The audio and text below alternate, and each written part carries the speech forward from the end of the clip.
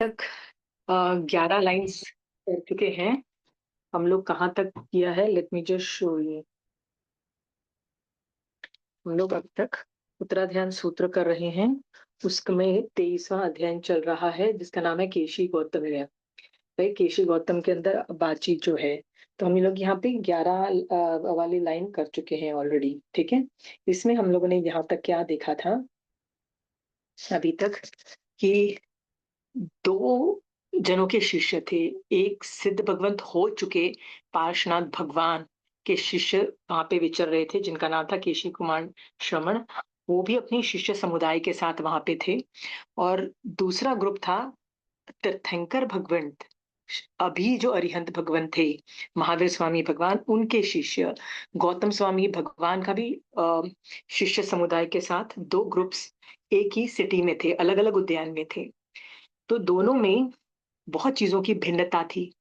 वो भिन्नता देख के लोग ये बोलते थे कि दोनों जैन धर्म कर रहे हैं, दोनों बता रहे हैं कि हम मोक्ष जाएंगे, राइट? मोक्ष जाने का ये तरीका है। फिर भी भेद क्यों है? भेद मतलब डिफरेंस क्यों है दोनों के हरकतों में, कपड़ों में, बहुत सारी चीजों में। तो इन दोनों का निराकरण मतलब इनको सॉर्ट आउट, इस प्रॉब्लम को सॉर्ट आउट करने के लिए दोनों दे मेट। गौतम स्वामी भगवान इसलिए गए क्योंकि पार्श्वनाथ भगवान बड़े थे, तो उनके जो शिष्य थे वो बड़े होने के हिसाब से उस उस विनय से वो गए वहां पे। ठीक है, पर याद रखिएगा गौतम स्वामी छोटे नहीं थे, राइट? केशव कुमार जो सिर्फ अपने संघ के आचार्य थे, पर गौतम स्वामी आचार्य नहीं थे, वो गणधर थे, राइट? और वो श्रुत केवली थे। ठीक है, बल्कि जो केशव कुमार श्रमण थे ना, वो तीन ज्ञान अवधि ज्ञान भी था उनमें, लेकिन शुद्ध केवली नहीं थे। तो वैसे देखा जाए टेक्निकली, तो हर चीजों में गौतम स्वामी बड़े थे। और बड़े का ये बड़प्पन होता है कि दूसरे को बड़े किसी न किसी तरीके से बोल ही देता है, राइट? बड़ा जो आदमी होता है ना, वो कोई ना कोई रीजन ढूंढ ही लेता है सामने वाले को बड़ा बोलने के लिए। नहीं नहीं, आप में तो ये भी ग्रेटनेस है, तो ये बोल के कि भैया कि आपके तीर्थंकर मेरे महावीर स्वामी भगवान से पहले थे, इसलिए आप बड़े हो, इसलिए मैं आता हूँ, एंड ही गोज देयर। ये दिस इज अ ग्रेट, सोच के देखो। हम लोग लगे हुए हैं ये प्रूव करने के लिए पूरी दुनिया को कि हम ग्रेट हैं, हम ग्रेट हैं।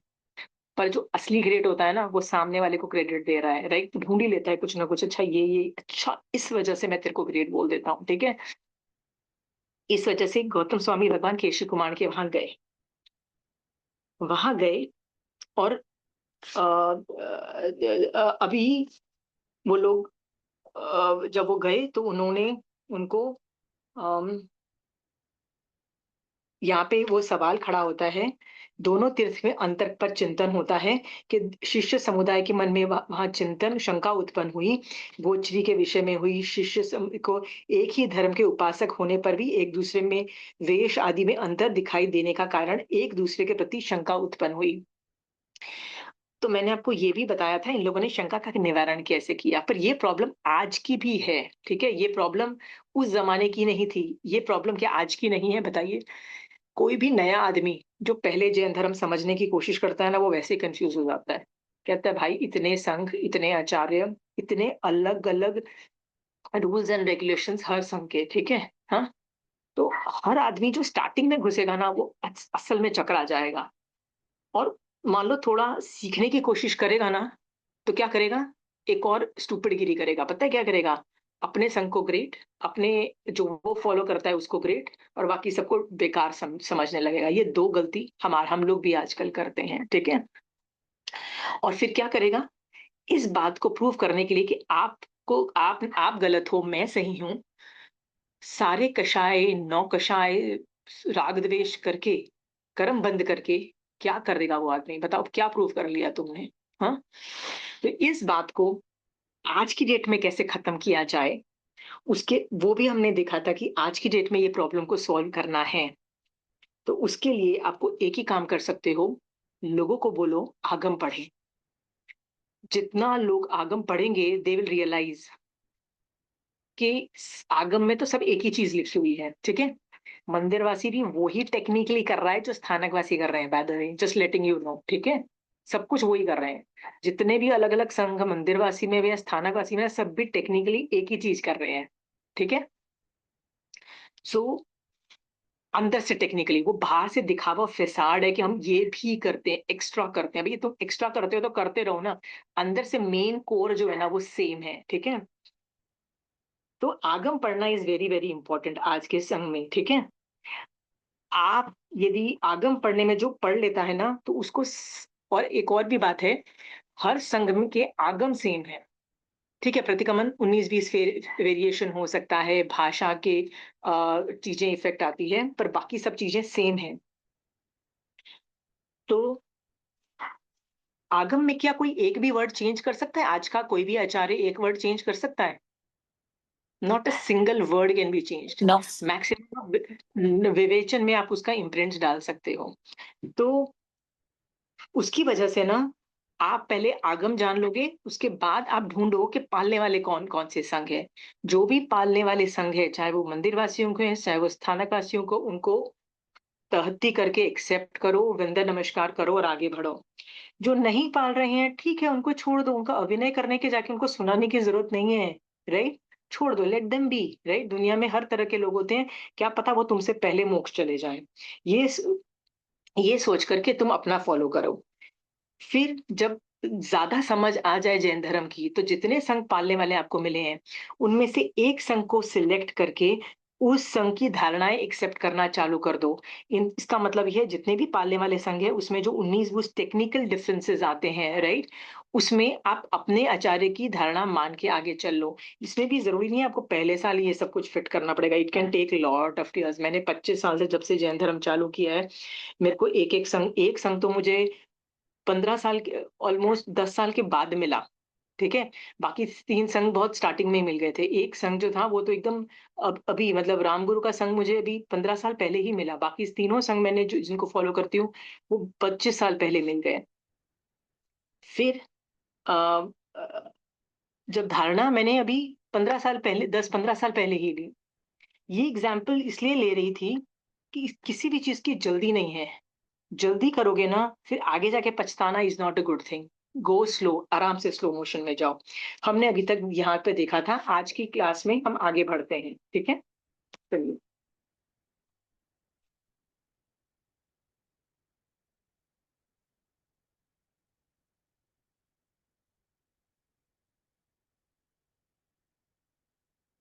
महामुनि पार्श्वनाथ भगवान ने ज्योत चतुर्याम, ये डिस्कशन हो रहा है कि डिफरेंस क्या है? चतुर्याम, पार्श्वनाथ भगवान ने चतुर्याम, चतुर्याम मतलब 4, 4 हैं, अर्थात 4 महाव्रत वाला धर्म कहा है, और वर्धमान स्वामी ने जो 5 महाव्रत वाला धर्म कहा है, तो इन भेद में क्या कारण है? मतलब पहला डिफरेंस क्या है? 4 महाव्रत का, और महावीर स्वामी भगवान ने 5 महाव्रत किए हैं। भगवती सूत में कंचन आंटी की जो किताब है ना, उसमें ये 2 डिफरेंसेस तो इस किताब में लिखे हैं, पर इससे ज़्यादा डिफरेंसेस जो है ना, वो भगवती सूत्र में जो कंचन आंटी की प्रश्नमाला है, उसमें क्वेश्चन 427 में आप देखेंगे ना, तो उसमें आपको समझ में आएगा। कंखामुनिया वेदने के जो कारण हैं, उनमें ये भी है कि डाउट होता है हमको कि ये क्यों डिफरेंस है, ठीक है? तो ये चतुर्याम और हमारा 5 महाव्रत, ये डिफरेंस है। नेक्स्ट ये है, वर्धमान स्वामी ने जो अचेलक परिणाम परिमाण मतलब फिक्स्ड क्वांटिटी कितनी आप रखोगे, ठीक है? श्वेत एवं अल्प मूल्य वाले वस्त्र रखने का धर्म कहा है, और भगवान पार्श्वनाथ ने जो विशिष्ट एवं बहुमूल्य वस्त्र रखने रूप धर्म कहा है, तो मोक्ष प्राप्ति रूप एक कार्य के लिए प्रवृत्ति करने वालों ने भार्य आचार में इतना अंतर होने का क्या कारण है?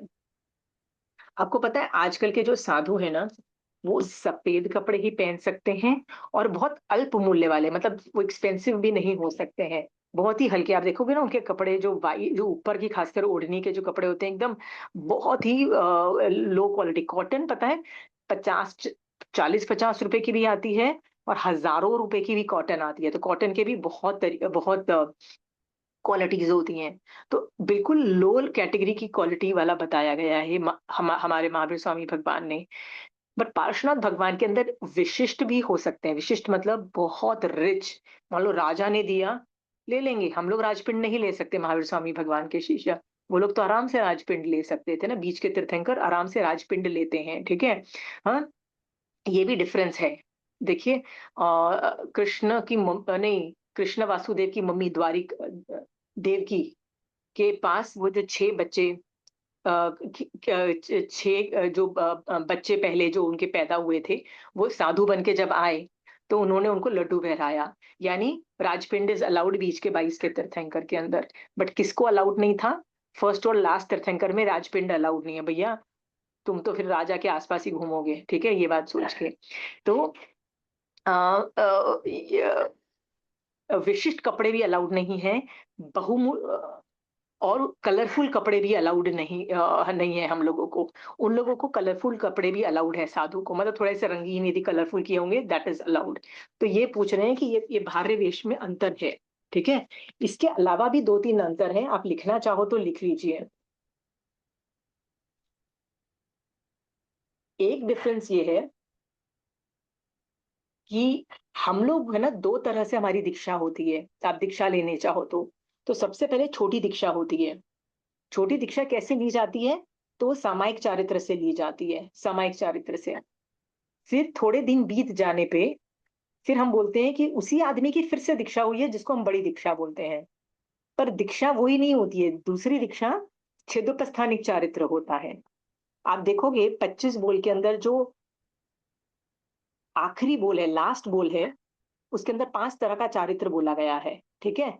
सो हम लोग छोटी दीक्षा में सामायिक चारित्र लेते हैं, पर डायरेक्टली हम जंप कहाँ कर जाते हैं? छेदोपस्थानिक चारित्र। और जब हम बड़ी दीक्षा लेते हैं ना, वहां से हमारा साधु का टाइम चालू होता है, ठीक है।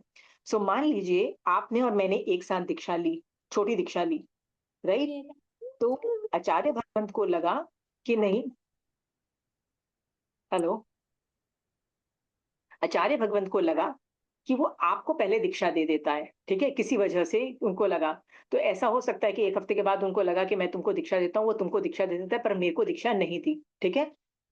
तो तुम्हारी बड़ी दीक्षा हो गई, तो तुम्हारी डेट बड़ी दीक्षा से काउंटिंग चालू हो गई। अब मेरी दीक्षा उसके बाद होती है, चाहे 1 हफ्ते बाद होती है, चाहे 1 महीने बाद होती है, जब होती है ना, तो मेरी वो जिस दिन से होती है ना, मेरा उस दिन से दीक्षा मानी जाएगी, छोटी दीक्षा से नहीं मानी जाएगी। तो याद रखना, इवन तो हमने छोटी दीक्षा साथ में ली है, बड़ी दीक्षा से हमारी कौन बड़ा है कौन छोटा है डिसाइड होता है। इसको बोलते हैं पहले का जो साधुपना मैंने पाला था, जो छोटी दीक्षा में, उसका छेद हो जाता है। छेद का मतलब होता है वो जिससे कि अच्छी आदमी मेरे को फोन करके बोलते ना इसको अंगूठी चाहिए था, अंगूठी। समझ में आया आपको? हाँ। सो ये जो मैं छेदोपस्थानिक चारित्र का ये जो बताया, ये हमारे वक्त होता है, यानी पहले और आखिरी तीर्थंकर के अंदर ये होता है, ठीक है। पर 22 जो तीर्थंकर होते हैं ना, हाँ, वो लोग छेदोपस्थानिक चारित्र लेते ही नहीं है। वो लोग क्या करते हैं? डायरेक्टली एक ही दीक्षा लेते हैं, जिसको हम वो लोग पहले ही उसको बड़ी दीक्षा बोलते हैं, ठीक है। हाँ, वो एक ही दीक्षा लेते हैं, उसमें बड़ी छोटी का डिफ्रेंसिएशन नहीं आता है, पर उसको बोलते हैं सामायिक चारित्र है। वो लोग छेदोपस्थानिक वाले नहीं बोलते हैं। समझ में आ गया? तो देर इज नो छोटी एंड बड़ी दीक्षा फॉर देम, ओनली वन दीक्षा, सामायिक चारित्र। इसमें किसी को सवाल है? ये टॉपिक जो मैंने समझाया, तो फिर मैं आपसे सवाल करती हूँ।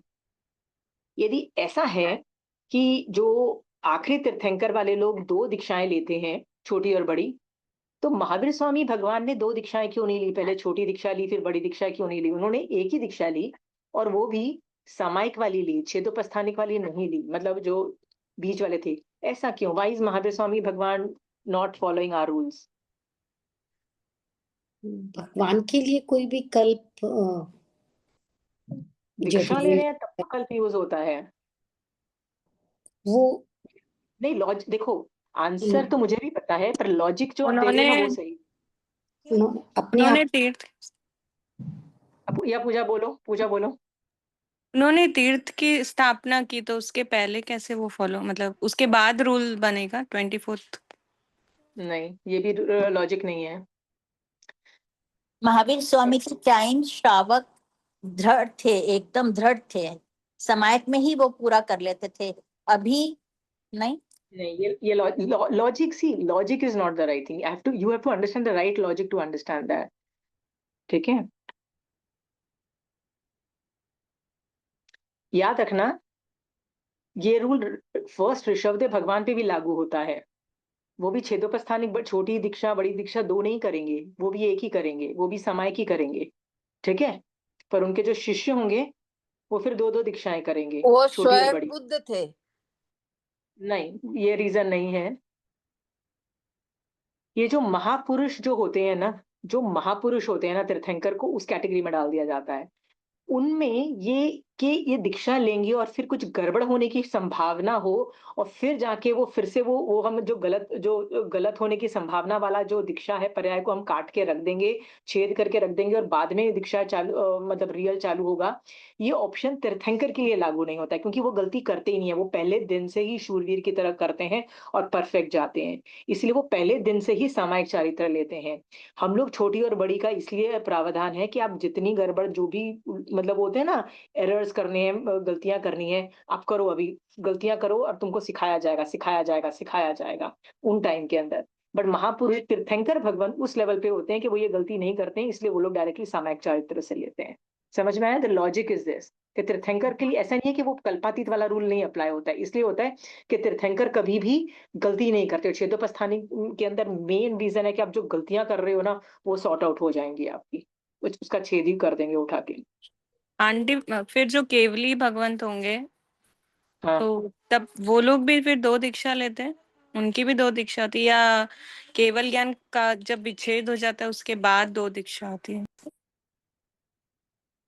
केवल ज्ञान नहीं, नहीं, तुम किसकी बात करो, एग्जाम्पल दो। जैसे गत्सुकुमार मुनि की दीक्षा हुई तो उनकी क्या दो दीक्षा होगी कि एक ही दीक्षा होगी? दो दीक्षा, दो दीक्षा, सबकी दो दीक्षा, छोटी बड़ी, टेक्निकली। दत्त कुमार के टाइम तो दो दीक्षा का प्रावधान नहीं था ना। गच्छकुमाल मुनि किसी और कृष्ण अरिष्णेमी भगवान हाँ के नहीं नहीं, शासनकाल में हुए। हाँ हाँ नहीं, मतलब वही बोल रही हूँ, जैसे सपोज जम्बू स्वामी को लेते हैं तो उनकी भी आप बोल रहे हैं दो ही दीक्षा होगी। सबका ही होता होगा, गणधर का मुझे नहीं पता है, तो शायद गणधर भी इंक्लूडेड होते। हाँ, साधु तो दो ही रिंकी दीदी, दीक्षा लेते हैं। साधु तो दो ही दीक्षा लेंगे उनके। हाँ जी। साधु लेंगे, सिर्फ तीर्थंकर का ये प्रावधान है, हम्म, मैंने बताया ना, हम्म। क्योंकि वो मैंने बोलते हैं ना, शेर की तरह लेते हैं और शेर की तरह पालते हैं, एक भी गलती नहीं होती है इन लोगों में। ठीक है, तो इसलिए ये लॉजिक है। फोर्थ फोर्थ मैंने आपको चार डिफरेंसेस तो बता दिए। ठीक है, पहला क्या था, चार महाव्रत और पांच महाव्रत था। दूसरा था कपड़ों कपड़ों के रिलेटेड। थर्ड मैंने बोला ना, राजपिंड के रिलेटेड मैंने बोला था। एक और मैंने ये छेदोपस्थानिक चारित्र और ये छोटी बड़ी दीक्षा के बारे में बताया था। नेक्स्ट है, जो बीच के तीर्थंकर है ना, वो देवसी राइसी 15 दिन की जो चतुर्मास की और संवत्सरी का प्रतिक्रमण नहीं करते हैं। वो क्या करते हैं, जब उन्होंने दोष लगाया होता है ना, तब वो प्रतिक्रमण कर लेते हैं। ठीक है, तो इसलिए उनको अप्रतिक्रमण धर्म कहा जाता है। तो तुम बोलोगे अप्रतिक्रमण का मतलब होता है वो प्रतिक्रमण ही नहीं करते, नहीं, अ का मतलब जीरो भी होता है पर लेस भी होता है। जब कम होता है ना तो उसको लेस में अ बोला जाता है, इसलिए अप्रतिक्रमण धर्म भी बोलते हैं, कि उनका अप्रतिक्रमण धर्म था, हमारा प्रतिक्रमण धर्म है, फिक्स्ड है, दो टाइम करने का। ये भी एक है, ऐसे बहुत सारे डिफरेंसेस हैं। ये मैंने कुछ कुछ बता दिया आपको। अब ध्यान से देखो तो ये बहुत डिफरेंस हो गए, मतलब लिटरली दिखने में भी मतलब काफी डिफरेंसेस आ जाते हैं, तो इसलिए तो अखर तो कोई भी जाएगा। ठीक है, आजकल हमारे यहाँ भी तो है ना, कपड़े भी तो डिफरेंट है ना, कोई मुंहपत्ती पहन रहा है, कोई मुंहपत्ती नहीं पहन रहा है, राइट। कोई कोई गोचरी में केले को सचित बोल रहा है, अचित बोल रहा है, कोई संवत्सरी आज बोल रहा है, कोई बोल रहा है नहीं आज संवत्सरी नहीं है, राइट। तो हमारे यहाँ भी डिफरेंसेस कम नहीं है, जैसे वो लोग समझ सकते थे हम भी लॉजिक से समझ सकते हैं। ठीक है,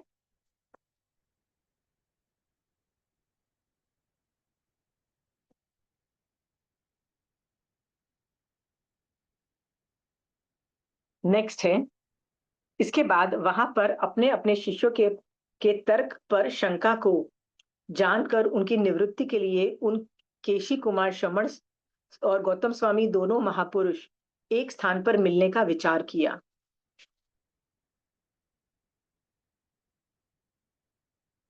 केशी कुमार श्रमण 23वें तीर्थंकर भगवान पार्श्वनाथ के संतान ये मतलब शिष्य संतान की तरह, मतलब वो समुदाय के थे, इसलिए उनके कुल को ज्येष्ठ बड़ा मानकर विनय धर्म के ज्ञाता गौतम स्वामी अपने शिष्य समुदाय सहित तेंदुक वन के, जहाँ केशी कुमार शमन ठहरे हुए थे, वहां आए।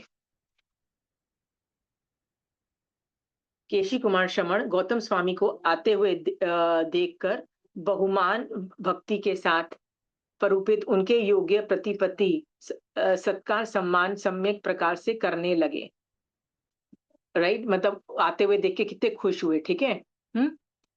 और फिर लिखा है, केशी कुमार शमन ने जहां गौतम स्वामी के बैठने के लिए प्रासुक पलाल अर्थात शाली, ब्रह्मी कोद्र शाल, ये 4 और 5वां डाब के तृण, ये 5 प्रकार का पलाल दिया।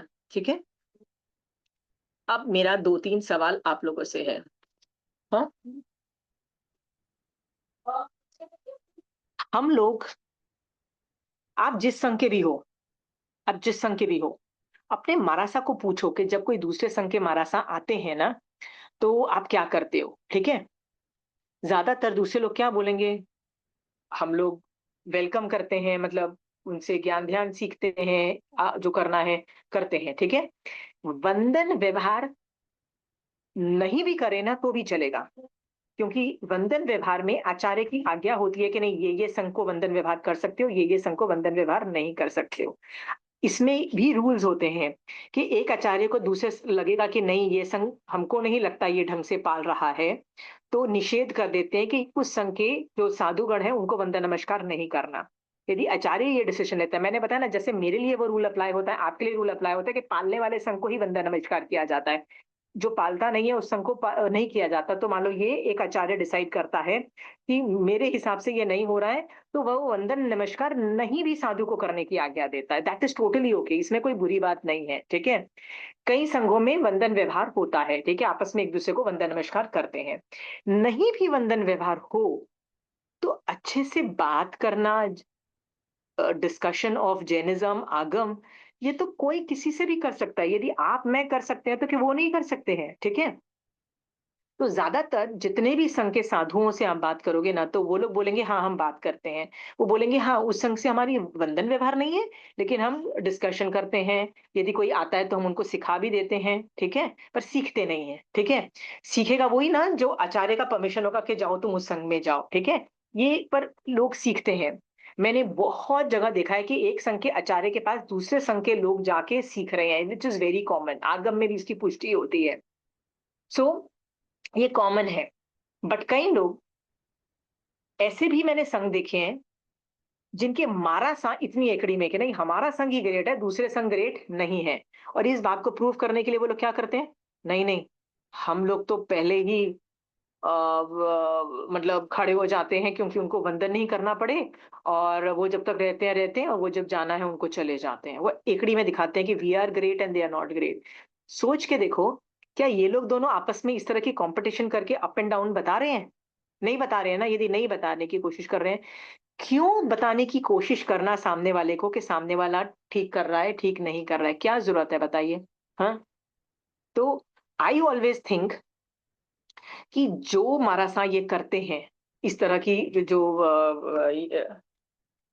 ओके, जो जो संघ इस तरह की दादागिरी या जो इस तरह का अंडरस्टैंडिंग करता है, वो एक एंगल से देखो ना तो वो गलत ही है। ये तुम्हारे राग और द्वेष है। आप अपना अम्मा पिया का कर्तव्य बजा के उस मारासा को यदि समझा सको ना कि मारासा जो आप कर रहे हो ना ये राग द्वेष नहीं है तो और क्या है, वीतराग बनना है और ये क्यों राग द्वेष कर रहे हो, दैट इज ऑल्सो वैलिड। मैंने तो बहुत संघों के लोग मतलब ऐसे देखे हैं, एकड़ी टोटल एकड़ी, we have figured it out, they have not. हम तो खड़े हो जाते हैं, पहले से खड़े हो जाते हैं, is also a sign of respect. ठीक है। बाहर तक छोड़ने जाना is also a sign of respect. वंदन नमस्कार नहीं है। हाँ, पर एक ही सभा के अंदर व्याख्यान देना is is a sign of respect. समझ में आया? हाँ, मैं बैठ एक आचार्य दूसरे आचार्य के साथ बैठ के, या एक संघ का साधु दूसरे संघ के साधु के साथ बैठ के आगम पे डिस्कशन करे, that is also sign of respect. Respect जरूरी नहीं वंदन नमस्कार से ही आती है। Are we very clear then? किसी को इस पे सवाल पूछना है तो पूछिए। Any doubts here? एक है ना आशिमा जी, आपको एक मेरा वो बताती हूँ, एक्सपीरियंस है। ऐसे ही आपने ही एक बार कोई पिछली क्लास में बताया था क्रोध मान माया वाला। तो मैं एक मरासा के साथ बैठी थी और मैंने कहा कि आज हमारी क्लास में ये बताया तो हमारी मतलब आंखें खुल गई कि कैसे हम लोग छोटी छोटी बातों में लोभ भी कर लेते हैं, ये भी लोभ है। तो मरासा मुझे बोलते हैं, हाँ, ये तो हम लोग भी करते हैं।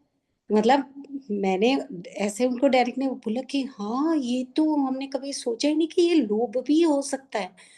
तो मैंने हाँ, कहा, हाँ, हमारी क्लास में आज जो हमारे टीचर हाँ, हैं, आपका नाम लेके मैंने कहा हम्म, ऐसा होता है और हम लोग अब ये जब कषाय देखने लग जाते हैं, तो बड़ी अंदर से कँपकँपी हाँ, होती है।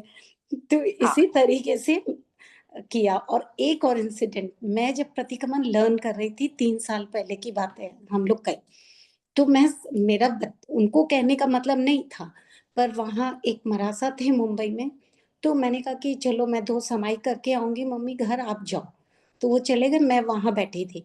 तो उस समय मैं साधु वंदना की वो जो अ, गाथा होती है पीछे में, वो लर्न कर रही थी। तो एज़ ऑलवेज़ हम अपना याद किया हुआ मरासा को सुना रहे हैं, तो मैंने सुनाया उनको। तो जब वो ऐसे सुने तो मैंने ये सोचा भी नहीं, पर उनको रियलाइज़ हुआ कि ऐसे-ऐसे कि आप लोग ये क्यों ऐसे, मैंने कहा नहीं मरासा मैं याद कर रही हूँ, आप सुनो मेरा। तो वो सुने तो उनको भी वो चीज़ लगी कि ऐसे करना चाहिए, ये पालन करते हैं, ये पालन करते हैं, साधु ये पालन करते हैं। तो उनको ये चीज़ बहुत लगी, तो मेरे को लगा कि yes, this is the right way. मैं और भी किसी को इनडायरेक्टली कह सकती हूँ। उस दिन मैंने नहीं किया, लेकिन फिर इसका उपयोग किया मैंने कई जगह। ठीक तो है। यदि आप में है इतना पेशेंटली प्यार से समझाने का तो ठीक है। जनरली हम लोग तो हिम्मत ही नहीं करते हैं ज्यादा बोलने की, चुप करके निकल जाते हैं। ठीक है, क्यों कंट्रोवर्सीज क्रिएट करो। Anyway, good you did that. पर एक और मैं एक सवाल आप लोगों से पूछना चाहती हूँ। यहाँ पे ये ना सोच के जिसको बोलना है ना बोलना, मैं आपको बताऊंगी मतलब कौन जवाब देगा। दो समाज अलग अलग समाचारी हैं आज की डेट में। ठीक है, मान लो दो आचार्य अलग अलग समाचारी के फॉलो करते हैं ना, वो एक दूसरे का समान यूज नहीं करते हैं। मान लो एक ही सभा में व्याख्यान है तीन आचार्यों का या दो आचार्यों का, तो दोनों के जो साधुज है ना अलग अलग जाके वो पाटला लेके आएंगे। पाटला मतलब बैठने की जगह, वो सब सामान अपना अपना लेके आएंगे। तो उन मतलब ऐसा नहीं है कि एक आचार्य का लाया हुआ टेबल दोनों एक ही पाट पे दोनों दो आचार्य मतलब सारे आचार्य एक साथ नहीं बैठ सकते। ये बात रूल आपको पता है ना।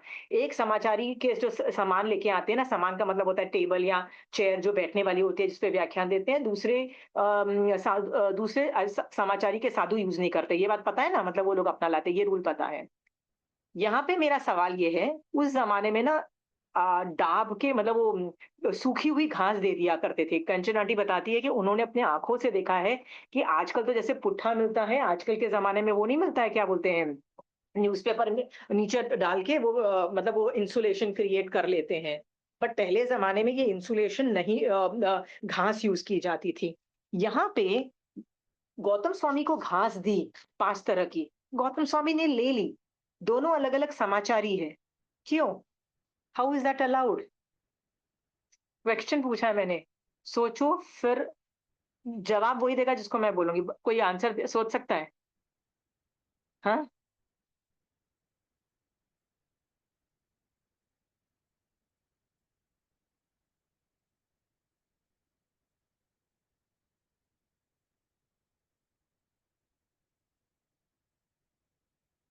एनीबॉडी?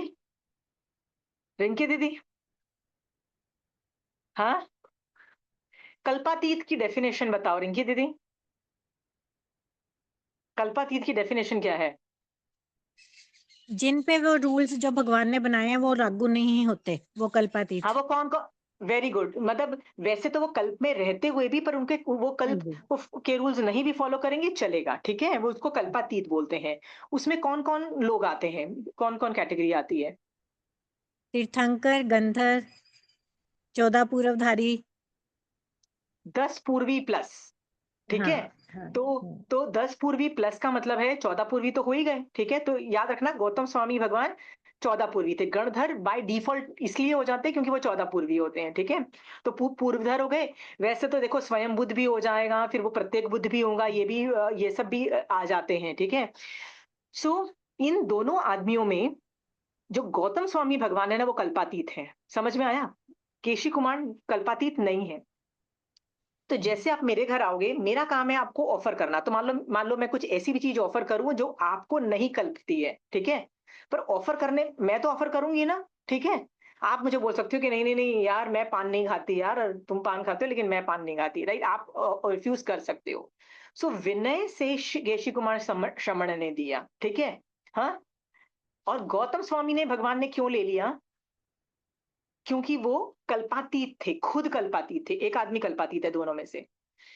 अब एक और चीज समझो यहाँ पे, क्यों कल्पातीत है तो रूल क्यों ब्रेक कर रहे हो? कोई वजह याद रखना, कल्पातीत ऐसे कुछ भी रूल्स ब्रेक नहीं करते हैं, कभी कभी रूल्स ब्रेक करते हैं, मतलब there is a logic behind it.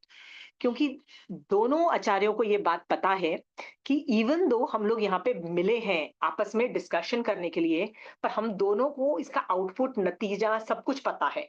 हम लोगों को अवगत कराने के लिए हमने ये डिस्कशन किया है लोगों को, मतलब आस पड़ोस जो हमारे परिषद में है उनको अवगत कराने के लिए हम लोग ये डिस्कशन कर रहे हैं। इसीलिए उनको ये भी पता है कि कृष्ण कुमार आगे जाके मेरा ही शिष्य बनेगा, राइट? तो उसको पहले से ही वो प्यार होता है ना, एक तरह का शिष्य, द लव एंड अफेक्शन से वो रूल लेते हैं और तृण ले लेते हैं। Are we very clear? Otherwise ये रूल अप्लाई नहीं होता है। ओके। तो 5 तरह की घास वो लोग वो लेते हैं लेने के लिए। चलिए आगे करते हैं। चंद्र और सूर्य के समान क्रांति वाले महायशस्वी केशी कुमार श्रमण और गौतम स्वामी इन दोनों आसन पर बैठकर चंद्रमा और सूर्य के समान सुशोभित हो रहे थे। आप देखो, ये चैप्टर कौन बोल रहा है? ये चैप्टर बोल कौन रहा है? ये वाला महावीर स्वामी भगवान खुद बोल रहे हैं ये वाली बात, ठीक है? ये लास्ट व्याख्यान था उनका, उनके सिद्ध होने से पहले। और वो क्या बोल रहे हैं? चंद्र और सूर्य के समान क्रांति वाले, मतलब तारीफ कर रहे हैं दोनों आदमियों की कि एक चंद्र है और एक सूर्य है, ठीक है? और दोनों वैसी क्रांति, मतलब दोनों की लाइट ऐसी इमिट करती है, लाइट मतलब ज्ञान की लाइट, हर चीज की। और वो महायशस्वी केशी कुमार श्रमण और गौतम स्वामी आसन पर बैठे थे और चंद्रमा और सूर्य की तरह ब्यूटीफुल लग रहे थे। समझ में आया? महावीर स्वामी भगवान भी दोनों को कितने प्यार से अप्रिशिएट कर रहे हैं। देखो, एक गुरु भी अपने शिष्य का कितना प्यार से प्राउड होके अप्रिशिएशन कर रहा है ना? अमेजिंग।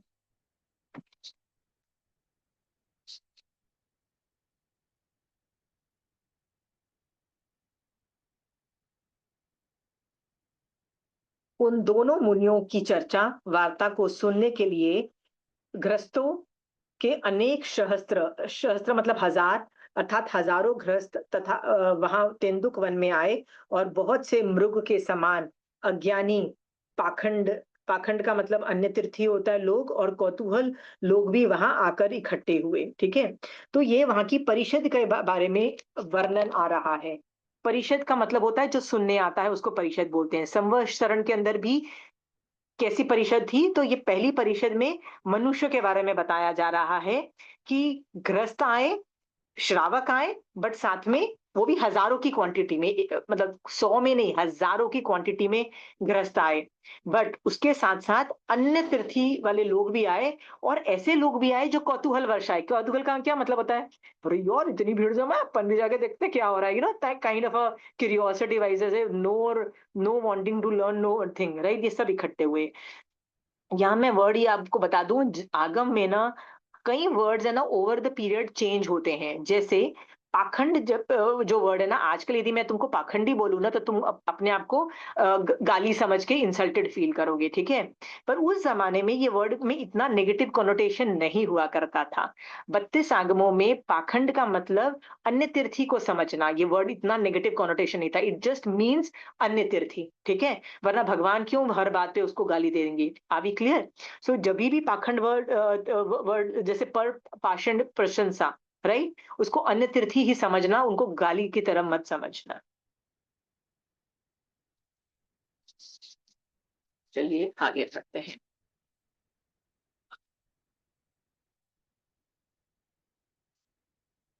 ज्योतिष और वैमानिक देव, दानव, भवनपति, गणधर, यक्ष, राक्षस और किन्नर आदि व्यान्यंतर देव भी वहां आए, और दिखाई न देने वाले व्यान्यंतर जाति के भूतों का भी वहां समागम था, अर्थात दृश्य भूत भी अदृश्य भूत भी वहां आए थे। ओके, इसका मतलब चारों जाति के देव आए थे। कौन कौन चार जाति के देव कौन से हैं बताइए? सबसे बड़े कौन? वैमानिक, वो आए, ज्योतिष आए, भवनपति आए, व्यान्यंतर आए। चार जाति के देव थे, चारों जाति के देव भी आए हुए थे। तो उनकी परिषद बताइए संवत्सरण से कोई कम थी? बताओ। गृहस्थ गृहस्थ में हजारों से ज्यादा लोग थे और इतनी बड़ी में थी। कंचन आंटी कभी भी आगम पढ़ती है ना, भगवती सूत्र is more like question answers, तो उसमें कभी भी भंते गौतम आता है ना तो आंटी बहुत इमोशनल हो जाती है। Oh my God, Bhante Gautam बोला, भंते गौतम बोला। सोच के देखो कितना प्यार है आपस में दो जनों के बीच में। हमको वैसे तो आप बोलोगे महावीर स्वामी भगवान वीतराग है, यस वीतराग होना अलग चीज है, राइट? बट अपने शिष्य के प्रति जो अरे यार ये जल्दी से मोक्ष चला जाए, मैं इसको क्या दूं, मतलब वो वात्सल्य जो है, राइट? वो भी तो उस वात्सल्य को, जो करुणा रूप है, जो बच्चा रूप है कि अरे तू तो मेरा बच्चा है, तू जल्दी से जल्दी धर्म करके आगे निकल जा, टू बी हैप्पी।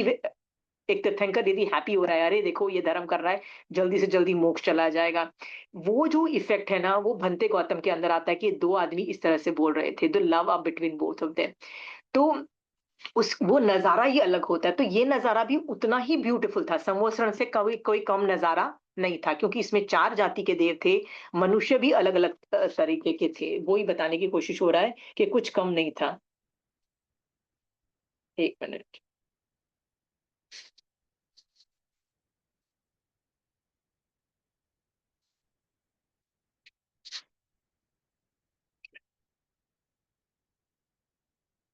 केशी कुमार श्रमण ने गौतम स्वामी से कहा कि हे महाभाग, मैं आपसे कुछ पूछना चाहता हूँ। तब इस प्रकार बोलते हुए केशी कुमार श्रमण को गौतम स्वामी इस प्रकार कहने लगे। ही सिंह, मैं क्वेश्चन पूछना चाहता हूँ। गौतम स्वामी ने केशी कुमार श्रमण को कहा कि हे भगवान, आपकी जैसी इच्छा हो वैसा प्रश्न करो। इसके बाद गौतम स्वामी की अनुमति प्राप्त होने पर केशी कुमार श्रमण गौतम स्वामी से इस प्रकार पूछने लगे। अब अभी इस क्वेश्चन आया। ये पहला प्रश्न है, महामुनि, पार्श्वनाथ भगवान ने जो ये चार याम वाला धर्म कहा है, और भगवान वर्धमान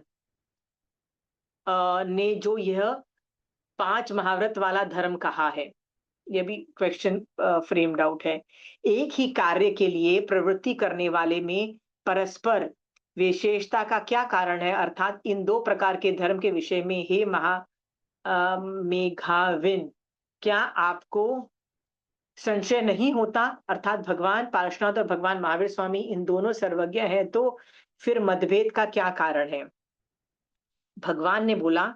इसके बाद इस प्रकार कहते हुए केशी कुमार श्रमण ने गौतम स्वामी इस प्रकार कहने लगे कि जीवादि तत्वों का, जीवादि तत्व मतलब नौ तत्वों का, जिसमें निश्चय किया जाता है, ऐसा धर्म तत्व को बुद्धि ही ठीक समझ सकती है, अर्थात बुद्धि ही के द्वारा ही तत्व का निर्णय होता है। तो मेन लाइन क्या है? बुद्धि के द्वारा ही निर्णय होता है। और बुद्धि जो है, भगवान आगे बता रहे हैं, तीन तरह की है, जो इस लाइन में बताई जा रही है। क्या बताया जा रहा है? पहले तीर्थंकर के जो साधु होते हैं, वो ऋजु जड़ होते हैं। ऋजु का मतलब होता है सरल, ऋजु मतलब सरल, जड़ का मतलब होता है मंद बुद्धि। अब मैं पहले तीर्थंकर को एक्सप्लेन करती हूँ, वो लोग कैसे सरल और मंदबुद्धि होते हैं।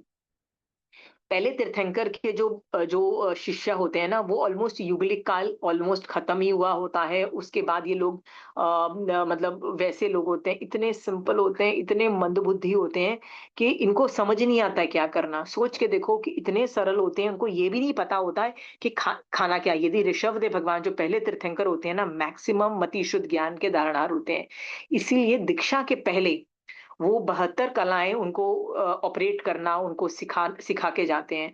क्योंकि यदि वो नहीं सिखाएँगे ना, तो इन लोगों को ये भी नहीं पता होगा कि भैया खाएँ कैसे, और पहले तो वो यही वेट करते रहेंगे कि भैया ये तो वो क्या बोलते हैं, कल्प वृक्ष खत्म हो रहे हैं, चलो लड़ लेते हैं और आपस में डिवाइड करते हैं। पता है ना कि जब कल्प वृक्ष कम होने लगते हैं ना, तो झगड़े-वगड़े चालू हो जाते हैं। तो ऋषभदेव भगवान खेती-वेती सब कुछ, मतलब एवरीथिंग 72 कलाएँ सिखा के जाते हैं। एग्रीकल्चर, गोल्डस्मिथ, मतलब आयरन स्मिथ, मतलब हर चीज़, व्यवसाय सब कुछ करवा के जाते हैं। तब जाके बेचारों का यापन होता है। पर बाकी सब लोगों में जो तीर्थंकर को छोड़ दो, बाकी सारे जो होते हैं ना, वो लिटरली उनमें मति शुद्ध का इतना शिव-शम नहीं होते, बहुत ही ज़्यादा सीधे होते हैं, इतने सरल होते हैं और मंदबुद्धि होते हैं, ठीक है? हाँ? तो मैं एक एग्ज़ाम्पल से चालू करती हूँ कि मान लीजिए इतने सरल हैं और मंदबुद्धि हैं, तो उनको भी ना डिटेल में, जैसे अपन लोगों को डिटेल में हर चीज़ बोली जाती है ना, वैसे जैसे साधु को बोला जाता है कि यदि तुम गोचरी लेने गए, रास्ते में कहीं नाटक चल रहा है, राइट? सो पहले और आखिरी तीर्थंकर को क्या बोला जाएगा? तुम जब जाओ, रास्ते में कुछ नाटक चल रहा है, तो ना खड़े होके देखो, ना बैठ के देखो, ना लेट के देखो, ना छुप के देखो, ना ऐसे देखो, ना वैसे देखो, ऐसे भी मत नहीं मत देखो, ऐसे भी। इतने सारे परम्यूटेशन कॉम्बिनेशन। आप बोलोगे, यार इतने परम्यूटेशन कॉम्बिनेशन देने की क्या ज़रूरत है? राइट? इसलिए देने की ज़रूरत है क्योंकि वो इतने बेचारे मंदबुद्धि होते हैं, यदि उनको बोला जाए ना कि प्लीज़ मत देखना, हाँ? तो बोलेंगे अच्छा देखने को मना किया ना, हम सुन तो सकते हैं ना। अच्छा बैठ के खड़े होके नहीं देखना, अच्छा ठीक है बैठ के तो देख सकते हैं, लेट मतलब वो लोग, उनको इतने बेचारे मंदबुद्धि होते हैं, उनको हर चीज़ की इंस्ट्रक्शन देनी पड़ती है। समझ में आया? दैट इज़ नोन एज़ सरल लेकिन मंदबुद्धि। They are literally to almost done because of because of क गुडनेस। मति शुद्ध का शुभ-शम कम रहता है, राइट? तो पहले तीर्थंकर के जो साधु होते हैं वो ऋजु जड़ होते हैं, मतलब सरल और मंदबुद्धि। और अंतिम तीर्थंकर के जो साधु होते हैं ना, वो वक्र जड़ होते हैं, मतलब अपन लोग होते हैं ना, अपन लोग क्या है, वक्र जड़ है, ठीक है? वक्र का मतलब होता है नॉट सरल, हम सरल नहीं है पर हम मंदबुद्धि हैं। पर हमारी मंदबुद्धि और उनकी मंदबुद्धि सेम है क्या? राइट? यहाँ पे देखो अलग है, सरल है तो हम लोग नॉट सरल है, पर मंदबुद्धि दोनों इसमें सेम है, तो क्या हम लोग और पहले तीर्थंकर सेम है? कहते हैं नहीं, वो भी सेम नहीं है। हम लोग वक्र हैं, वक्र का मतलब होता है टेढ़ा, जो सीधा नहीं होता है ना, वो मतलब वो इतना गलत होता है। मंदबुद्धि इसलिए हम हर चीज़ में लूप होल्स ढूँढते हैं। लूप होल्स का मतलब क्या है? अरे भगवान ने ऐसा बोला है ना, तो नाटक देखने को मना किया है ना, तो हम सुन लेते हैं या फ़ील कर लेते हैं, या ऐसे ही हम तो देख नहीं देते, हम तो उस साइड देख रहे थे, वो अचानक कान में आवाज़ चली गई। कुछ ना कुछ लूप होल ढूँढ के ना हम लोग एक्सक्यूज़ेज़ देते हैं। तो हम लोग लूप होल्स ढूँढते हैं, ठीक है? इसलिए हमको मंदबुद्धि का है। उनकी मंदबुद्धि और हमारी मंदबुद्धि में बहुत फ़र्क है। हम उनसे भी चालाक हैं, याद रखना। हम लोग कोई मंदबुद्धि नहीं है व्हेन इट कम्स टू गलत काम करने में, हम लोग मतलब कोई मंदबुद्धि नहीं है, मतलब ऐसे मस्त है ना, बता नहीं सकती हूँ, ठीक है? पर मंदबुद्धि क्यों? क्योंकि हम लूप होल्स ढूँढ के ना, भगवान के रूल्स में भी लूप होल्स ढूँढ के ना, भगवान की आज्ञा नहीं फॉलो करने वाले लोग हैं, इसलिए मंदबुद्धि बोला। ओके, फिर और मध्य के जो तीर्थंकर के जो साधु ऋजु प्रज्ञ होते हैं, ऋजु प्रज्ञ का मतलब होता है सरल, ऋजु मतलब सरल, और प्रज्ञ का मतलब होता है तीक्ष्ण बुद्धि। तीक्ष्ण बुद्धि मतलब बहुत अच्छी, शार्प बुद्धि, बहुत ही इंटेलिजेंट लोग होते हैं। अब ये लोग इतने इंटेलिजेंट होते हैं, इनको ज्यादा इंस्ट्रक्शन देने की जरूरत ही नहीं पड़ती है। इनको थोड़ी भी इंस्ट्रक्शन दो ना, तो उनको पता लग जाता है कि क्या करना है। उनको बोला जाता है प्लीज जाओ ना वो में, तो नाटक नहीं देखने का, तो उनको समझ में आता है नाटक नहीं देखने का तो मतलब है न सुनने का, न बैठ के देखने का, न लेट के सुनने का, न कुछ भी करने का, नहीं उसके साथ एंगेज नहीं होना है, राइट? समझ में आ गया?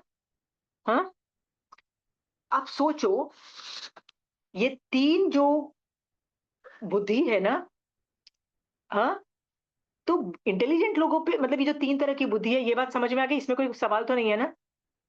तो मेरा सवाल ये है, हम लोग सरल भी नहीं है और मंदबुद्धि भी है, पर ये जो रूल है, क्या ये गणधरों पे भी अप्लाई होता है? क्या ये 14 पूर्वी पे और 10 पूर्व पे, 1 पूर्वी पे भी अप्लाई होता है?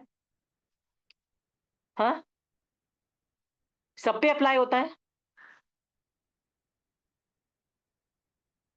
एनीबॉडी? पूजा, हाँ, बत बोल रही है, हाँ, ये सब पे अप्लाई होता है। यहाँ तक कि जो गणधर भी होते हैं ना, वो भी इसी तरह से उन पे भी अप्लाई होता है, वो लोग तहत्ती करके ऐसे ले लेते हैं, ठीक है? इस तरह से दीक्षा लेते हैं। तो आप और मैं भी याद रखना कभी भी कि आप पे भी समय का प्रभाव हम पे भी पड़ रहा है। समय का प्रभाव आपके और मेरे पे पड़ रहा है ना, यानी हमारी भी बुद्धि कैसे काम करती है, वही सरल तो है नहीं, और मंद बुद्धि भी है, मतलब लूप होल्स ढूंढने वाली लॉज में, ठीक है, और उल्टे सीधे काम करने वाली, ठीक है। सो मुझे एक्स्ट्रा कॉशियस रहना है, भगवान की आज्ञा के अंदर लूप होल्स नहीं ढूंढने हैं। समझ में आया? हाँ,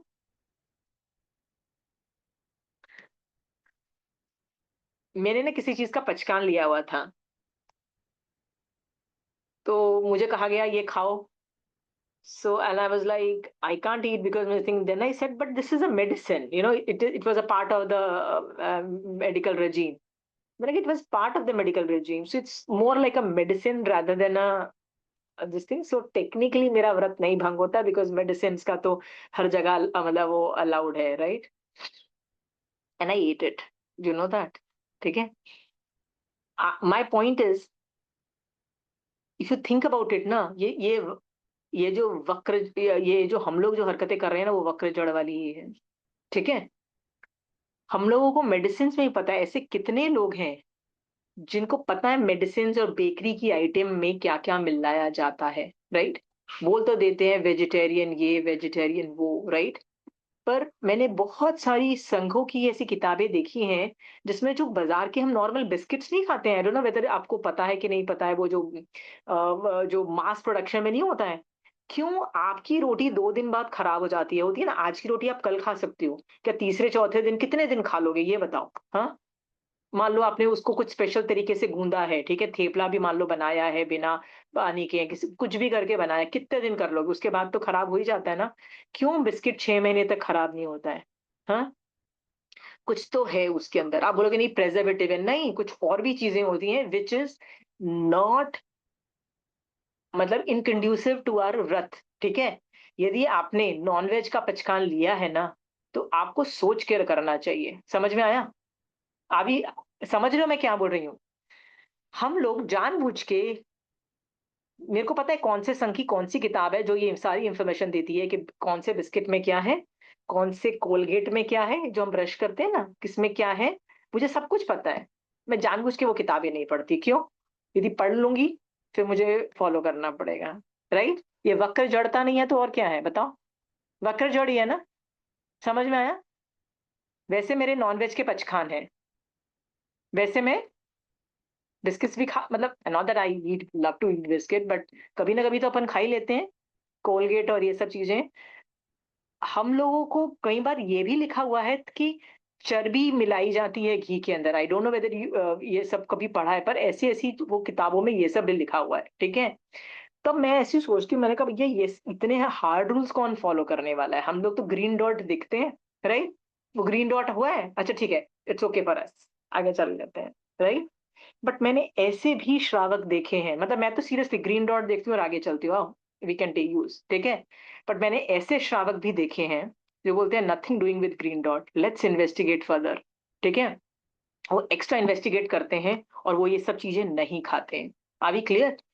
हाँ, ये मैं आपको इसलिए बताना चाहती हूँ, ऐसा नहीं है कि आपको ये जो मैंने बात बोली आपको नहीं पता थी। क्या आपको नहीं पता, मतलब किसी को कभी ये सुना नहीं था जो मैं अभी बोल रही हूँ, राइट? बिस्किट्स, टूथब्रशेस, टूथपेस्ट, मतलब वो कई काफी चीजें होती हैं, चर्बी इन घी, राइट? सम क्या बोलते हैं, some adulteration in ghee, a certain percentage is allowed, certain percentage, right? तो भी गवर्नमेंट उसको क्या बोलते हैं, अपना मार्का दे देता है कि प्योर घी का मार्का दे देता है। ये बात आपको पता है, ठीक है? हाँ, certain adulteration. Now that adulteration किस चीज का है तुम ये देखो, go in research, go deep into it. मैं आपको ये इसलिए बताना चाहती हूँ कि आपके और मेरी तरह जो श्रावक है ना, जो सिर्फ ग्रीन डॉट देखते हैं और अपने आप को हीरो समझते हैं, बोलते हैं वेजिटेरियन है, राइट? हाँ बेटा, ये वक्र जड़ता है और कुछ नहीं है बेटा। जो सही सबको जिसको टेंशन हो जाती है ना मोक्ष की, जो सचमुच श्रावकपना पालता है उस लेवल का, वो ऐसे भी हो जाते हैं, खासकर निवृत्ति मार्ग में इतने आगे निकल जाने वाले, कि वो लोग ऐसे ही बोल देते हैं, हम बेकरी के आइटम नहीं खाते, हम ये नहीं खाते, हम ये सब चीज़ें नहीं खाएँगे। कहते हैं तुम ये जो भी जितना भी बोल लो, हमको पता है क्या हो रहा है। तो सिंपल सा अपना दाल, रोटी, सब्जी खाने वाले लोग होते हैं। मतलब I am my job to inform you, your job to understand कि तुम क्या कर रहे हो। माय जॉब एंड्स हियर, ठीक है? मैं आपको प्रोत्साहन नहीं दे रही हूँ करने का और नहीं करने का। मैं जस्ट बता रही हूँ वक्र जड़ता होती क्या है, ठीक है? सब नॉलेज है हमको, हम इतने बेवकूफ भी नहीं है, हमको इतनी नॉलेज है कि नहीं है? पूजा कभी ये बात जो मैं सब बताई पहले पता थी ना? हाँ? फिर भी पता है ना कि तुम्हारे जो नॉन वेजिटेरियन वाले जो व्रत है तुम्हारे में, हमारा कहीं ना कहीं 19-20 होते हैं, कहाँ होते हैं? जितनी भी हम दवाइयाँ खाते हैं ना, जो कैप्सूल्स होते हैं, जो I don't know, they are made of special ingredient which is non vegetarian. Understood? अब हम उसको ये लॉजिकली बोल देते हैं कि भैया ये तो दवाई है। पता है ना आपको भी कि ये दवाई है, मेरे को भी पता है ये दवाई है, ठीक है? पर हमारे में से मैं एक मेरी फ्रेंड के साथ किसी के पास गई, तो डॉक्टर ने दवाई दी। उसने दवाई देने के बाद आधा घंटा ये लगाया कि भैया ये कैप्सूल की जगह मुझे दवाई दे दो आप, मतलब कोई और फॉर्मेशन में दे दो, मतलब गोली में दे दो, पाउडर में दे दो, इसमें दे दो, उसमें दे दो, पर मुझे ये कैप्सूल नहीं चाहिए। वो जैन नहीं थी, वो वीगन थी, ठीक है? वो मेरी फ्रेंड वीगन है। तो वीगन है, तो कह रही है no I am a vegetarian, I am a vegan. उसने डॉक्टर का आधा घंटा इलाज करने में, इलाज तो पहले कर लिया, मतलब आधा घंटा पहले डिस्कशन हो गया, आधा घंटा किसमें लगाया कि भैया मुझे ये कैप्सूल नहीं चाहिए। और मुझे शर्म आ रही थी वहां बैठते हुए। मैं 5 मिनट भी नहीं सोचती, मैं क्या लॉजिक देती हूँ, अरे डॉक्टर ने बोला है क्या करें, मेडिसिन है, चलेगा, आगार है, आगार है, आगार को मैं यूज कर रही हूँ, अगार को वो इम्प्लीकेट करना। अच्छा ठीक है यार, दवाई के अंदर तो सब कुछ अलाउड है, डॉक्टर बोल रहा है। सी मैं नॉन वेजिटेरियन दवाइयाँ नहीं खाती, ठीक है? जैसे जिसपे रेड डॉट वाली दवाइयाँ मैं नहीं खाती, आई एम नॉट सेइंग मैं वो वाली खाती हूँ, ठीक है? पर ग्रीन डॉट वाली जो दवाइयाँ होती है ना, उसमें भी काफी चीजें जो जेलेटिन की बनी होती है, and all those things have issues. आप इसको इस पे इन्वेस्टिगेशन कर लो, आपको मिलेगा क्यों हम खा रहे हैं। नॉट नॉट नोइंग कि हम लोग क्या खा रहे हैं। पता है आप लोगों को? इतने बेवकूफ नहीं है कि हमको पता ही नहीं है। कुछ पता है लेकिन हम देख ही नहीं रहे, सुन ही नहीं रहे, जानबूझ के इग्नोर मार रहे हैं उन चीजों को, ठीक है? ये वक्र जड़ता है, समझ में आया? हम्म। बहुत और वक्र जड़ता भी है। क्या पूजा? आंटी, जो पचकान में हम लोग आगार रखते हैं तो वो भी तो वक्र जड़ता ही हुई ना, मतलब हमको ये जो नहीं नहीं भगवान ने बोला वो कि ये फॉलो करना है और आप नहीं थोड़ा सा नहीं उसमें। नहीं नहीं नहीं नहीं वो जो आगार लेते हैं ना, वो तो मेरी लिमिटेशंस है कि मैं कर ही नहीं सकती हूँ, ठीक है? इसलिए मैंने दवाइयों में और बहुत चीजों में मैंने तो अलाउड किया हुआ है। तो जैसे तुम देखो श्रावक के 12 व्रत के अंदर ये सब लिखा हुआ है, जो भोग में ना, कि टूथपेस्ट, अनिक घी, ये सब का नाम आते हैं, लिटरली नाम सहित, कोलगेट टूथपेस्ट ऐसे वर्ड्स लिखे होते हैं, राइट? वो पार्ले जी बिस्किट, मतलब ऐसे वर्ड्स लिखे हुए हैं, ठीक है? तो उनमें से आप टिक करो कि आप किसका पहचान ले रहे हो, किसका नहीं ले रहे हो। जब मैंने वो पढ़ा ना, मैंने कहा पागल है, इसका कौन पहचान लेता है, right? I mean right, I don't use Colgate by itself. But मान लो मैं ट्रैवल कर रही हूँ, तो मैं स्पेशली अपनी टूथपेस्ट नहीं उठाऊंगी, वहां जो मिलेगी मैं करूंगी। तो आप वहां पे यदि मुझे कोलगेट मिलेगी, मैं कोलगेट भी करूंगी, दैट्स व्हाट आई मीन। वैसे मैं वैसे यूज नहीं करती, I use dent to dent, right? So which is like a total charcoal based, and it is मतलब non chemical, non everything. So मैंने ये सब दिमाग लगाया हुआ है पर्सनल लाइफ के लिए। मैं रेडीमेड आटा नहीं खरीदती। बट आशीर्वाद आटा और ये सब जो आटा है, दे आर फोर्टिफाइड। फोर्टिफाइड का मतलब क्या होता है? एक्स्ट्रा आयरन डाला होता है, आयरन, कैल्शियम एंड से fortified. Where is the fortification coming from? हाँ, तो मैं चक्की का आटा लेती हूँ, मतलब गेहूं से आटा पिसाते हैं ना, वो वाला लेती है, नॉट नॉट फोर्टिफाइड। पर ये जितने भी आशीर्वाद और ये सारे जो आटा खरीदते हैं उसमें है। पर प्रॉब्लम ये है, मैं घर में तो ये सब चीजें मैं कर लूंगी, पर मैं बाजार कितना खाना खाती हूँ, खाती हूँ। तब मैं होटल के शेफ को बुला के पूछती हूँ कि भैया ये आटा कहाँ से आया है, पूछती हूँ? नहीं पूछती ना। मैक्सिमम क्या पूछती हूँ, राइट? अंडा तो नहीं है ना इसके अंदर, ये मैं ये वर्ड्स पूछती हूँ कि ये जो आटा तुमने बनाया है, चाहे वो कुछ भी हो, इसमें अंडा। हम लोग अंडे पे कॉन्सेंट्रेट करते हैं। बट आटा मतलब टेक्निकलिटीज जो आप, वो जो मैंने श्रावक के 12 व्रत के अंदर ही जो नीचे देखो ना, काफी नाम्स लिखे हुए हैं, इसके अंदर से टिक करो। तो यही मैं बोल रही थी, ये सब हम जानते हैं कि कुछ 19-20 हैं। और एक मेरी वो जो फ्रेंड थी ना, जो वीगन थी, जो जाके आधा घंटा डिस्कशन पे उतर गई कि please give me this thing, and then she goes like this के my god, there is no, I have to use this, I feel so bad, right? मेरे को शर्म आ रही थी कि मैं जैन होते हुए, नॉनवेज के मेरे पचकान होते हुए भी, ठीक है, जो कि मेरे आगार लिए हुए हैं, मेरा व्रत भंग नहीं हो रहा है, ठीक है? But I know what all these things are, ठीक है। मैं रेड डॉट वाला नहीं खा रही हूँ, ग्रीन डॉट वाले के अंदर भी ये इश्यूज है। कुछ लेवल पे मिलावट, adulteration is legally allowed adulteration, certain percentage of it. Anyway, I stop my extra information on this. It's for you to decide. Okay. चलिए, ये पता लग गया कि बेसिकली बुद्धि हम तीन कैटेगरी के अलग अलग है, और यही वजह है जिसकी वजह से सब चीजों में चेंजेस आते हैं। आगे लिखा है, पहले तीर्थंकर के साधु का कल्प आचार दुर्धोषय, मतलब बहुत डिफिकल्ट होता है, और अंतिम तीर्थंकर का साधु का आचार दुरानुपालन है, मतलब पालने में थोड़ा डिफिकल्ट है। मध्य के 22 तीर्थंकर के साधु का आचार सुविशुद्ध है, मतलब बहुत इजी, और सुपालक है, मतलब बहुत इजी से पलता है। अर्थात प्रथम तीर्थंकर के साधु अपने कल्प को शीघ्रता से नहीं समझ पाते हैं, उनकी प्रकृति सरल होती है तथा बुद्धि मंद होती है, इसलिए उनकी बुद्धि शीघ्रता से प्राप्त के अवधारण करने में सामर्थ्य नहीं होती। देखो, ये रिपीट है इसलिए मैं ये नहीं पढ़ती, पर मैं इसका विवेचन पढ़ती हूँ, क्योंकि विवेचन के अंदर ना ये 4 महाव्रत और 5 महाव्रत के बारे में कुछ लिखा हुआ है, ठीक है। तो प्रथम और अंतिम तीर्थंकर के समय में 5 महाव्रत इस प्रकार होते हैं, तो वो तो आपको पहले पता है, ठीक है। इसको 3 करण 3 योग से त्याग करना होता है। जो बीच के जो तीर्थंकर भगवान होते हैं, उनके जो होते हैं ना 4 याम, उसमें पहले 3 तो सेम होते हैं, पर जो चौथा है ना, उसका नाम है बहिदादानीय, ऐसे वर्ड होता है, बहिदादानीय हम बोलते हैं, ठीक है। बहिदादानीय का अर्थ होता है, बहिदा मतलब बाहर की वस्तु को, राइट, लेना। तो बाहर की वस्तु आप नहीं लेते हो, तो परिग्रह भी बाहर की वस्तु है, बट स्त्री भी, इसलिए बहिदा दान शब्द में दोनों बाहरी वस्तु का ग्रहण कर लिया गया है। इसलिए मतलब ब्रह्मचर्य और परिग्रह को बाहर का वस्तु समझ लिया गया है, क्योंकि है तो ये इंद्रियों का विषय। इसलिए 5 महाव्रत रूप धर्म और चतुर्याम धूम में का अर्थ एक ही है, केवल शब्दों का फर्क है। क्योंकि बीच वाले जो साधु होते हैं ना, उनको बोल दिया जाता है बाहर की वस्तु नहीं लेने का, बहिदादानीय, ठीक है, उनको समझ में आ जाता है, ओके नहीं लेना, राइट। हम जैसों को बोलोगे तो हम क्या बोलेंगे, वो नहीं यार, ये ब्रह्मचर्य के बारे में थोड़ा ना बोल रहा है, ये तो सिर्फ परिग्रह के बारे में बोल रहा है। This is the logic.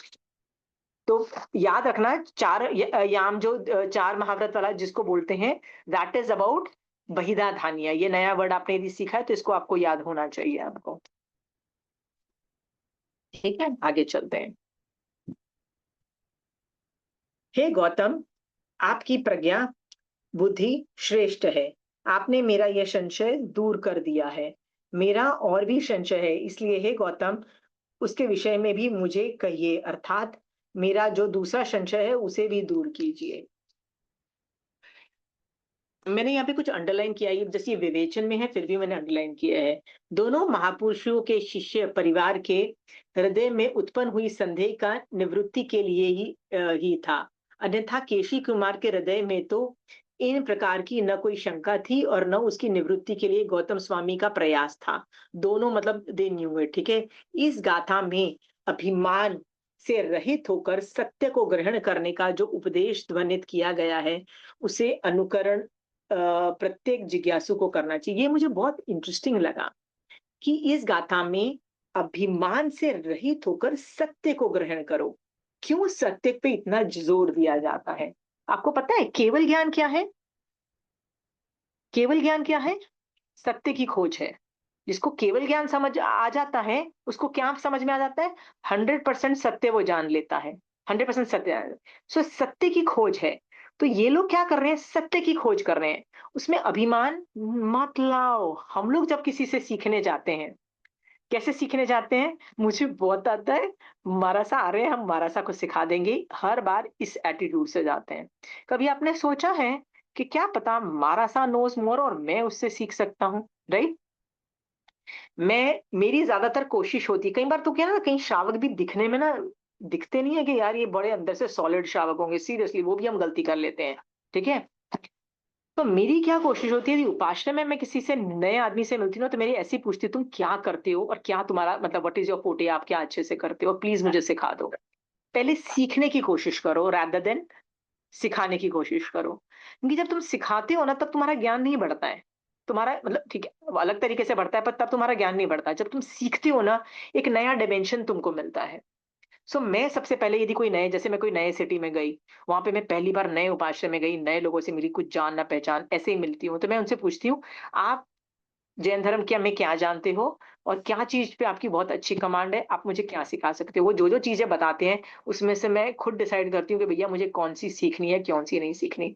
फिर मैं उनको बोलती हूँ, "आप इस चीज़ पे मुझे कुछ सिखा दो।" यदि उसकी क्वालिटी अच्छी लगी तो मैं और कुछ सीखती हूँ, और कुछ सीखती हूँ, और कुछ मतलब सीखती चली जाती हूँ। मुझे उसकी क्वालिटी नहीं अच्छी लगी, तो फिर मैं वहाँ पे स्टॉप कर देती हूँ। इट्स नॉट ज़रूरी नहीं है आपको सीखना है। फिर मैं उनको भी बोल देती हूँ, "मेरे पास ये-ये इन्फॉर्मेशन है, क्या आपको सीखना है इसमें से?" समझ में आया? हम लोग जब मिलते हैं, यदि हमारा ये एटीट्यूड है कि मैं सिखाऊँ, मेरे को बहुत आता है, मैं क्या सिखा सकती हूँ, दैट एटीट्यूड ही गलत है। सोच के देखो, ये एटीट्यूड ही गलत एटीट्यूड से जा रहे हो, ठीक है? सो सोचना कि आपके अंदर कौन-सा एटीट्यूड है। अभी आपको अचानक पता लगे पूजा कि तुम्हारे वहाँ पे कोई मारासा आए हैं, ठीक है? हुँ? तो तुम उनके दर्शन करने जाते हो। तुम्हारा यदि ये एटीट्यूड है कि मैं मारासा को ना ये वाला टॉपिक मैंने नया सीखा है, मैं सिखा दूँ।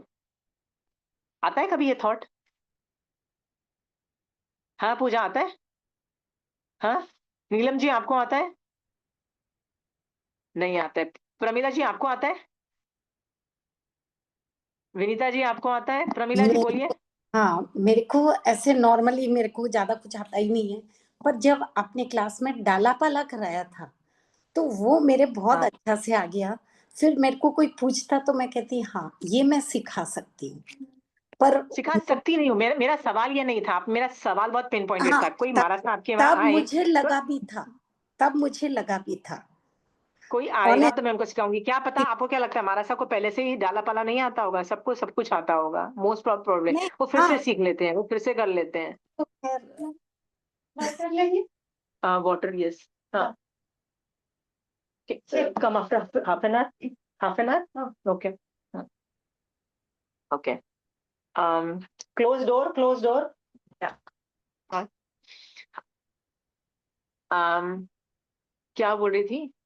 अम कि मरासा को भी आता ही होगा। हाँ, हमारी ना मान खत्म करो यार, यू नो ना, भैया वो ज्ञान से क्या कर लोगे? यदि ज्ञान को तुम चारित्र में कन्वर्ट करके सम्यक दर्शन जनरेट नहीं कर पा रहे हो, तो कर क्या रहे हो? ठीक है? सत्य की खोज करो ना, सत्य तो इतने सारे हैं। अरे इतने से ज्ञान पे लोगों को सम्यक दर्शन होके लोग कहाँ से कहाँ निकल जाते हैं। हम लोग को क्या, अभी भी हम लोग लड़े पड़ रहे हैं, भैया हमको ज्ञान बहुत आता है, ज्ञान ले लो। अरे तुम लोग अभी भी ज्ञान पे अटके हुए हो, लोग सम्यक दर्शन पाके कहाँ चले गए? ठीक है? ठीक है। चलिए नेक्स्ट नेक्स्ट। केशव कुमार श्रमण की द्वितीय जिज्ञासा। महामुनि भगवान वर्धमान स्वामी ने जो यह अचेलक परिमाणुपेत श्वेत और अल्प मूल्य वाले, ये परिमाणुपेत का मतलब ये है, जितने भी आज के साधु होते हैं उनकी फिक्स्ड लेंथ ऑफ कपड़ा रख सकते हैं, ठीक है? मतलब मेल के लिए अलग है, फीमेल के लिए अलग है, और नपुंसक, ठीक है, अभी तो केवली काल नहीं चल रहा है तो नपुंसक तो हो ही नहीं सकते साधु, पर जब केवली काल था तो नपुंसक के लिए भी साइज फिक्स्ड था। उससे आज ऑलमोस्ट जितना मारासा ने मुझे बताया कि जितना हमको अलाउड है ना, उससे ऑलमोस्ट हमारे 3 ड्रेसेस बन जाते हैं। क्योंकि हमको मुँहपत्ती के भी कपड़ा उसी में से निकालना है, हमारा जो खाना जो उठाते हैं ना हम लोग, उसका कपड़ा भी हमको लेना है, उसको छानने वाला कपड़ा भी जो पानी-वानी के छानने और ढकने के काम आता है, उससे भी हमको यूज़ करने हैं। सो हम जो ये मेज़रमेंट्स आ रहे हैं ना, ये मेज़रमेंट्स हमको उतना ही है कि हम मैक्सिमम 3 कपड़े रख सकते हैं, ठीक है?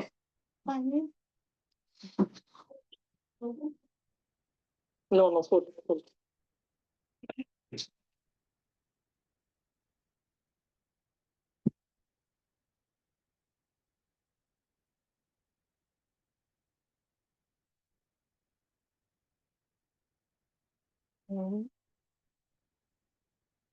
एक मिनट, जस्ट होल्ड ऑन।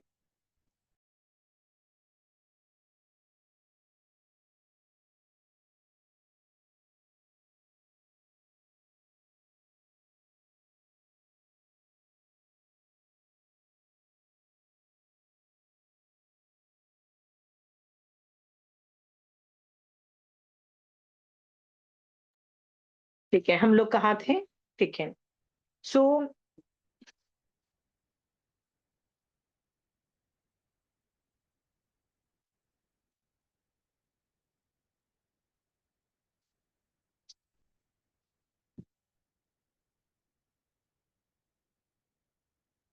कहा है, और भगवान पार्श्वनाथ ने जो मनोपेत रहित विशिष्ट और बहुमूल्य वाले वस्त्र रख सकने रूप धर्म कहा है, तो एक ही कार्य के लिए अर्थात मोक्ष प्राप्ति के लिए मोक्ष प्राप्ति रूप कार्य के लिए प्रवृत्ति करने में परस्पर विशेषता होने में क्या कारण है? हे महावान, भार्य वेश के दो भेद हो जाने पर क्या आपके मन में संदेह उत्पन्न नहीं होता है? जब दोनों बातें सर्वज्ञ कथित हैं, तो फिर मतभेद का क्या कारण है? Come after half an hour. Come after half an hour. Okay? Don't go come after half an hour. इस प्रकार कहते हुए केशी कुमार श्रमण को गौतम स्वामी इस प्रकार कहने लगे। भगवान पार्श्वनाथ स्वामी ने, जो भगवान वर्धमान स्वामी ने विज्ञान द्वारा अर्थात केवल ज्ञान द्वारा जानकर यथा योग्य धर्म साधन धर्म उपकरण की आज्ञा दी हुई है। Keep it like that.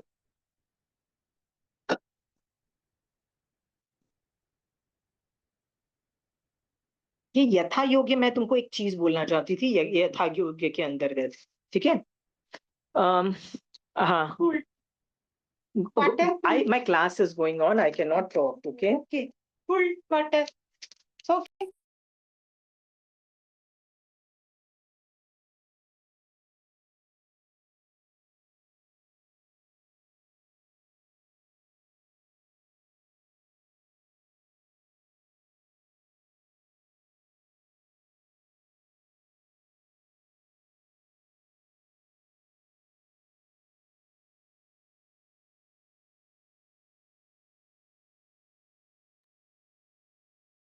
Sorry for the disturbance. यथा योग्य में ये होता है, केवल ज्ञान द्वारा देखकर वटेवर उनके शासन की रिक्वायरमेंट होती है ना, वो तीर्थंकर उन उपकरण की आज्ञा देते हैं। If they don't see requirements और नीड और no one is going to use it, then वो परूपना नहीं करते हैं। ये जो यथा योग्य होता है ना, ये हर तीर्थंकर का अपना डिमेंशन है, ठीक है?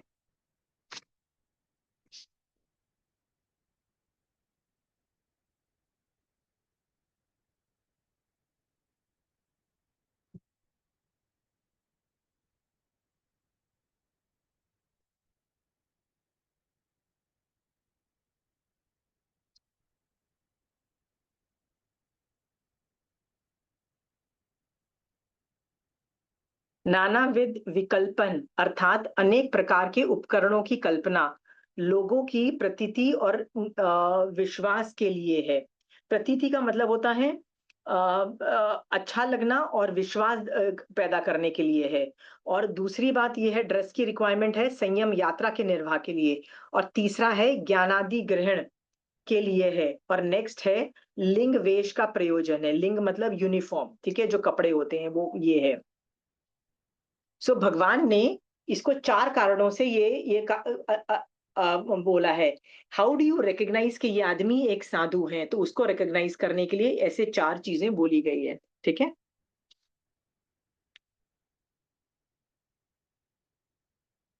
अब भगवान पार्श्वनाथ की और भगवान वर्धमान स्वामी की, दोनों तीर्थंकरों की प्रतिज्ञा तो यही है कि निश्चय में मोक्ष में वास्तविक साधन तो ज्ञान दर्शन चारित्र ही है।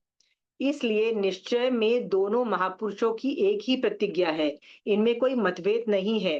पर व्यवहारिक दृष्टि से भार्य वेश के उपरोक्त कारणों से भेद है।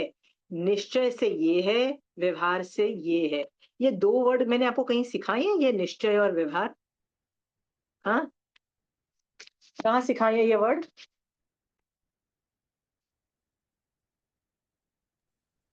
अनेकांतवाद में। मैं सिखाया था, हाँ। या तो अनेकांतवाद में जब नए जगह में दोनों चीजें आती है, याद रखना दोनों नए डिफरेंट है।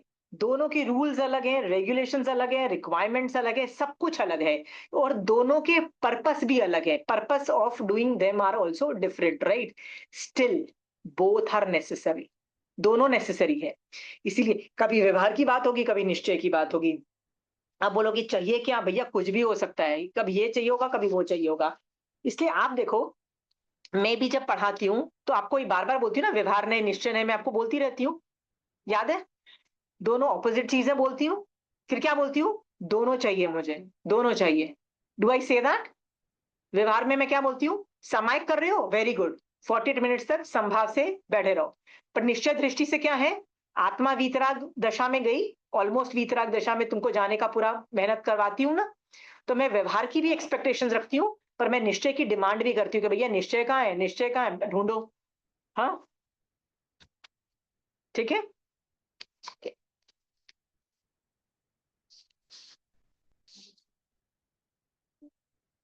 ओके। हे गौतम, तुम्हारी प्रज्ञा श्रेष्ठ है, तुमने मेरा ये संशय भी दूर कर दिया है। अब मेरा एक अन्य भी प्रश्न है। हे गौतम, मुझे इसके विषय में भी कुछ कहें, अर्थात मेरा जो संशय है उसे भी दूर कीजिए। हे गौतम, आप अनेक हजारों शत्रुओं के बीच में खड़े हो और वे शत्रु आप पर आक्रमण कर रहे हैं। आपने उन शत्रुओं को कैसे जीत लिया है? पहला सवाल। तृतीय सवाल है, आपने उन देखो, आप अपने हजारों शत्रुओं के बीच में खड़े हो, वे शत्रु आप पे आक्रमण कर रहे हैं, आपने उन शत्रुओं को कैसे जीत लिया है? तो भगवान आंसर देते हैं, एक के जीतने पर 5 जीते जाते हैं, और 5 के जीतने पर 10 जीते गए, और 10 शत्रु को जीतने पर मैंने सभी शत्रु को जीत लिया है। ठीक है? देखो, ये एक मेटाफोरिकल, मतलब एक पजल की तरह एक, हाँ हाँ हाँ,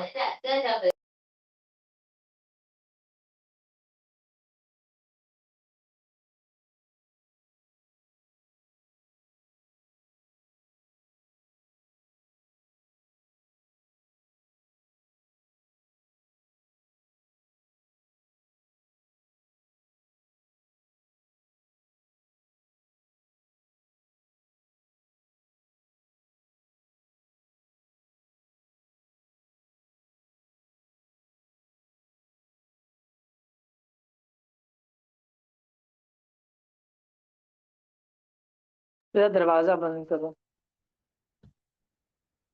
ये जो भाषा है ना, ये भाषा ना उस वैसी भाषा है, पजल बना के। तो चलिए इसका आंसर भी देख लेते हैं।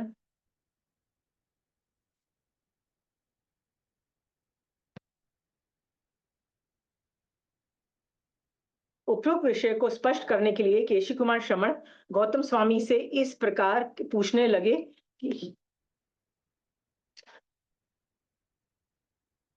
कि वे शत्रु कौन से कहे गए हैं। इसके पश्चात उक्त प्रकार से प्रश्न करते हुए केशी कुमार श्रमण को गौतम स्वामी इस प्रकार कहने लगे। गौतम स्वामी कहते हैं कि हे मुने, वश में न किया हुआ एक आत्मा भी ही शत्रु है, और कषाय तथा इंद्रियों भी शत्रु है, उसको विनय पूर्वक जीतकर मैं विचरता हूं। ठीक है? वश में किया हुआ एक आत्मा ही शत्रु है, और कषाय तथा इंद्रिय भी शत्रु ही है, और न्याय पूर्वक जीतकर मैं विचरता हूं। हे गौत ओके, सो एक आत्मा को मैंने जीता, एक आत्मा को जीतने से मैंने क्या किया?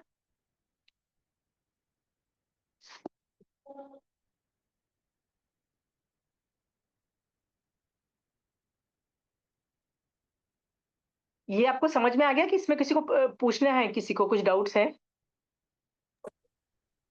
हाँ अश्मा जी, इसका क्या मतलब हुआ विनय पूर्वक जीत कर विचरता हूँ? विनय पूर्वक जीतने का क्या मतलब होता है? विनय तो बस जैन धर्म का मेन इफेक्ट ही विनय है ना, उसकी बात हो रही है। देखो, मैं आपको एग्जाम्पल के तौर पे एक एग्जाम्पल देती हूँ। ये जितने भी आगे जो 10 अभी 8 सवाल आने वाले हैं ना, वो सारे इस तरह से मेटाफोरिकली होने वाले हैं। एक को जीत के मैंने ये कर दिया, वो जीत दिया, ठीक है? सो मैं जब हर बार पढ़ती हूँ ना, जैसे ऐसा होता है ना कि कई बार 6 महीने बाद मैंने पढ़ा, कई बार 5 साल बाद मैंने ये चैप्टर पढ़ा, तो मैं भूल जाती हूँ कि 1 और 4 और 6 का मतलब क्या होता है, ये सब होता है। तो मैं हर बार गेम खेलती हूँ। तो हर बार मुझे पता होता है कि इसके अंदर कुछ ना कुछ गेम आने वाली है। तो मैं क्या करती हूँ, आंसर देने से भगवान गौतम स्वामी आंसर दे उससे पहले मैं हाथ रख के पहले खुद सोचती हूँ कि यदि मैं होती तो क्या जवाब देती, ठीक है? तो मैंने पता है इसका क्या जवाब दिया था, 1 के जीत जाने पे आप 5 को जीत लेते हो और 5 को देखो, देखो 1 को जीतने पर 5 को जीत लेते हो, मतलब आत्मा को जीतने पे आप 5 इंद्रियों को जीत लेते हो। 5 इंद्रियों को जीतने पे और पाँचों को जीतने पर आप 10 को जीत जाते हो। कैसे 10 को जीत जाते हो? क्योंकि इंद्रियों को जीतने पे आप 4 कषाय को जीत लेते हो। तो 4 कषाय, 5 इंद्रियों और 1 आत्मा, तो ये 10 को जीत लेते हो, ठीक है? और 10 शत्रुओं को जीत कर मैंने सभी शत्रुओं को जीत लिया। यानी 10 यदि मैंने 10 चीज़ों पे मैंने विजय प्राप्त कर लिया, तो मैं सभी शत्रुओं पे विजय प्राप्त कर लिया। ऐसा गौतम स्वामी भगवान आंसर देते हैं। तो मैंने क्या किया, बड़े इंटरेस्टिंग तरीके से ना, मैं ऐसे ही मैंने बताया ये सवाल का मैं खुद सोच रही हूँ, जहाँ पे ऐसे नंबर्स आते हैं ना, तो मैंने भी अपनी दिमाग लगाया। सो मैंने क्या सोचा, I did this on my own, so before भगवान आंसर आई सेड जीभ, जीभ देखो, मैंने क्या सोचा, मेरा क्या आंसर था, जीभ को जीत लेने पर 5 इंद्रियों को मैं जीत लेती हूँ, ठीक है? जीभ को, एक जीभ इंद्रिय को जीत के मैंने 5 इंद्रियों को जीत लिया और उसको जीतकर मैंने 4 कषाय को डाल लिया। तो 1 और 5 तो मैच हो जाता है, पर 4 कषाय भी मैच हो जाता है, पर कषाय 5 इंद्रिय और जीभ तो पहले ही इंद्रिय थी, तो वो 9 हो गए। अब मैं वहां अटक गई कि 10 को कैसे जीत लिया, समझ में आया? मैं वहां पे गलत हो गई, मैं काफी देर सोचा, मेरा आंसर नहीं आया, मैंने उठा के फिर देख लिया गौतम स्वामी भगवान का, एंड आई रियलाइज कि वो जीभ की बात नहीं थी। तो ये एग्जाम्पल से मैं आपको ये बताना चाहती हूँ, आगे के जितने भी एग्जाम्पल है ना, आप उसको आंसर देने से पहले खुद हाथ रख के आप वो सोचो कि आप क्या करोगे। जनरली ना आपको भी आंसर देना आएगा, कभी आप दूसरा भी आंसर ले लोगे ना, तो भी वो बड़ी इंटरेस्टिंग चीजें होंगी। इससे ना बहुत उपयोग चलता है कि लोक में 4 कषाय क्या करता है, 5 इंद्रिय क्या करती है, कौन किसको कंट्रोल करता है। जैसे 5 इंद्रिय कंट्रोल से कषाय कंट्रोल होते हैं, ठीक है? कषाय कंट्रोल से इंद्रिय कंट्रोल नहीं होती है, ठीक है? फिर जैसे मुझे पता है कि जीव इंद्रियां और सबसे जीव को कंट्रोल किया जाता है इंद्रियों के लिए, फिर सबसे डिफिकल्ट कान की इंद्रिय को कंट्रोल करना है। ऐसे काफी चीजें ना इस परम्यूटेशन कॉम्बिनेशन में मिलता है, तो आप ये भी गेम खेल सकती हो। पूजा, जो तुम चैप्टर अभी कर रहे हो ना, 6 महीने या 1 साल बाद वापस करोगी ना, तुम ये सब चीजें भूल चुकी होगी। फिर तुमको लगेगा तुम नए सिरे से ये कर रहे हो, फिर तुम ये भूल चुकी होगी 1 का 5 क्या होता है, 5 से 4 क्या होता है और 4 से 10 कौन होते हैं, ठीक है? ये तुम भूल चुकी होगी ये इक्वेशन, राइट? फिर से कुछ और परम्यूटेशन कॉम्बिनेशन लगाओ, जितने भी परम्यूटेशन कॉम्बिनेशन बनाओ अच्छी है ना, है तो जैन धर्म पे ही। तुम धर्म ध्यान ही कर रही हो ना, महावीर स्वामी भगवान के ज्ञान में ही अनुप्रेक्षा कर रही हो ना। सो अलग अलग कॉम्बिनेशन बना के भी it is a good time pass. Are you understanding? It's a good time investment, it you should do that. मैं तो ऐसी हरकतें बहुत करती हूँ, जितने में भी कोई आंसर देने वाला होता है ना, महावीर स्वामी भगवान आंसर दिया, कोई आंसर देने वाला होता है, मैं तो पहले ही हाथ रख लेती हूँ और मैं खुद आंसर देने की कोशिश करती हूँ। सोचती हूँ, can I also give the answer पहले से, क्योंकि मैंने कभी ना कभी तो वो आगम पढ़े होते हैं, होता है ना, भूल जाते हैं आदमी। मोस्ट ऑफ द टाइम गलत भी आंसर होते हैं, पर कभी कभी राइट आंसर्स भी आ जाते हैं। It's very interesting. चलिए, हे गौतम, आपकी प्रज्ञा श्रेष्ठ है, तुमने मेरा ये संशय भी दूर कर दिया है। अब मेरा एक अन्य भी संशय प्रश्न है, हे गौतम, मुझे उसके विषय में भी कुछ कहें, अर्थात मेरा जो संशय है उसे भी दूर कीजिए। चौथा प्रश्न, केशी कुमार श्रवण पूछते हैं कि लोक में बहुत से प्राणी पाश में बंधे हुए दिखाई देते हैं, किंतु हे मुने, आप बंधन से मुक्त होकर तथा वायु के समान लघुभूत हल्के होकर कैसे विचरते हो?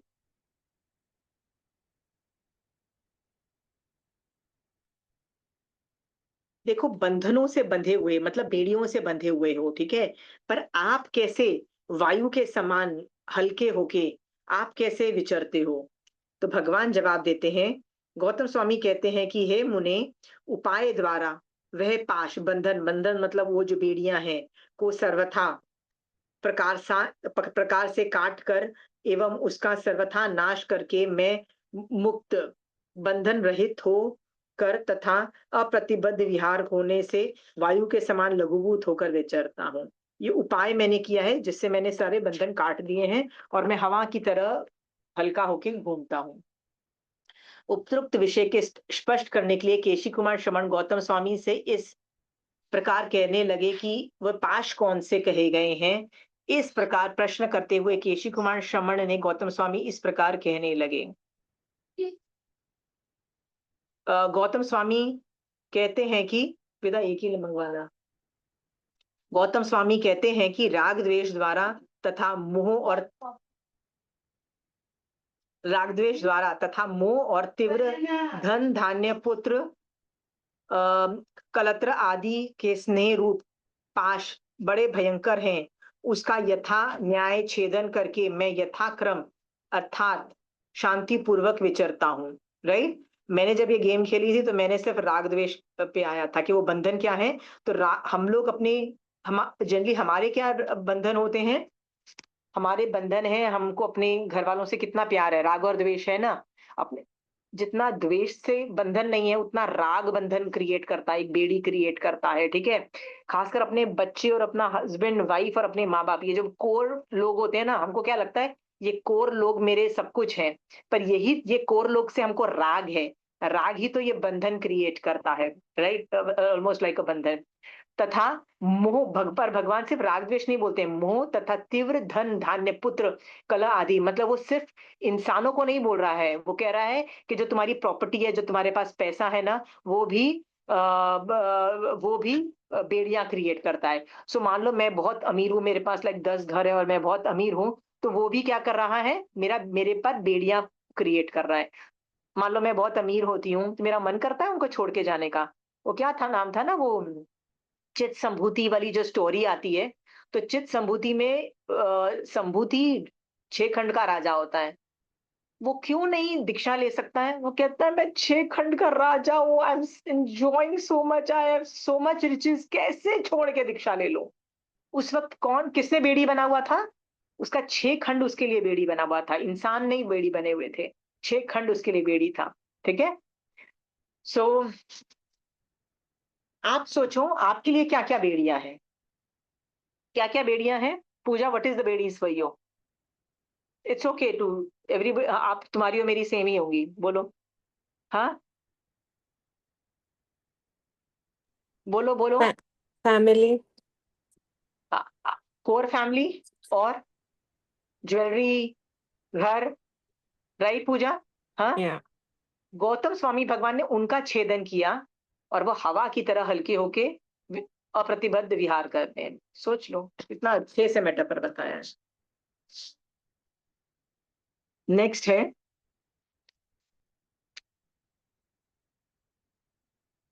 हे गौतम, तुम्हारी प्रज्ञा श्रेष्ठ है, तुमने मेरा संशय भी दूर कर दिया है।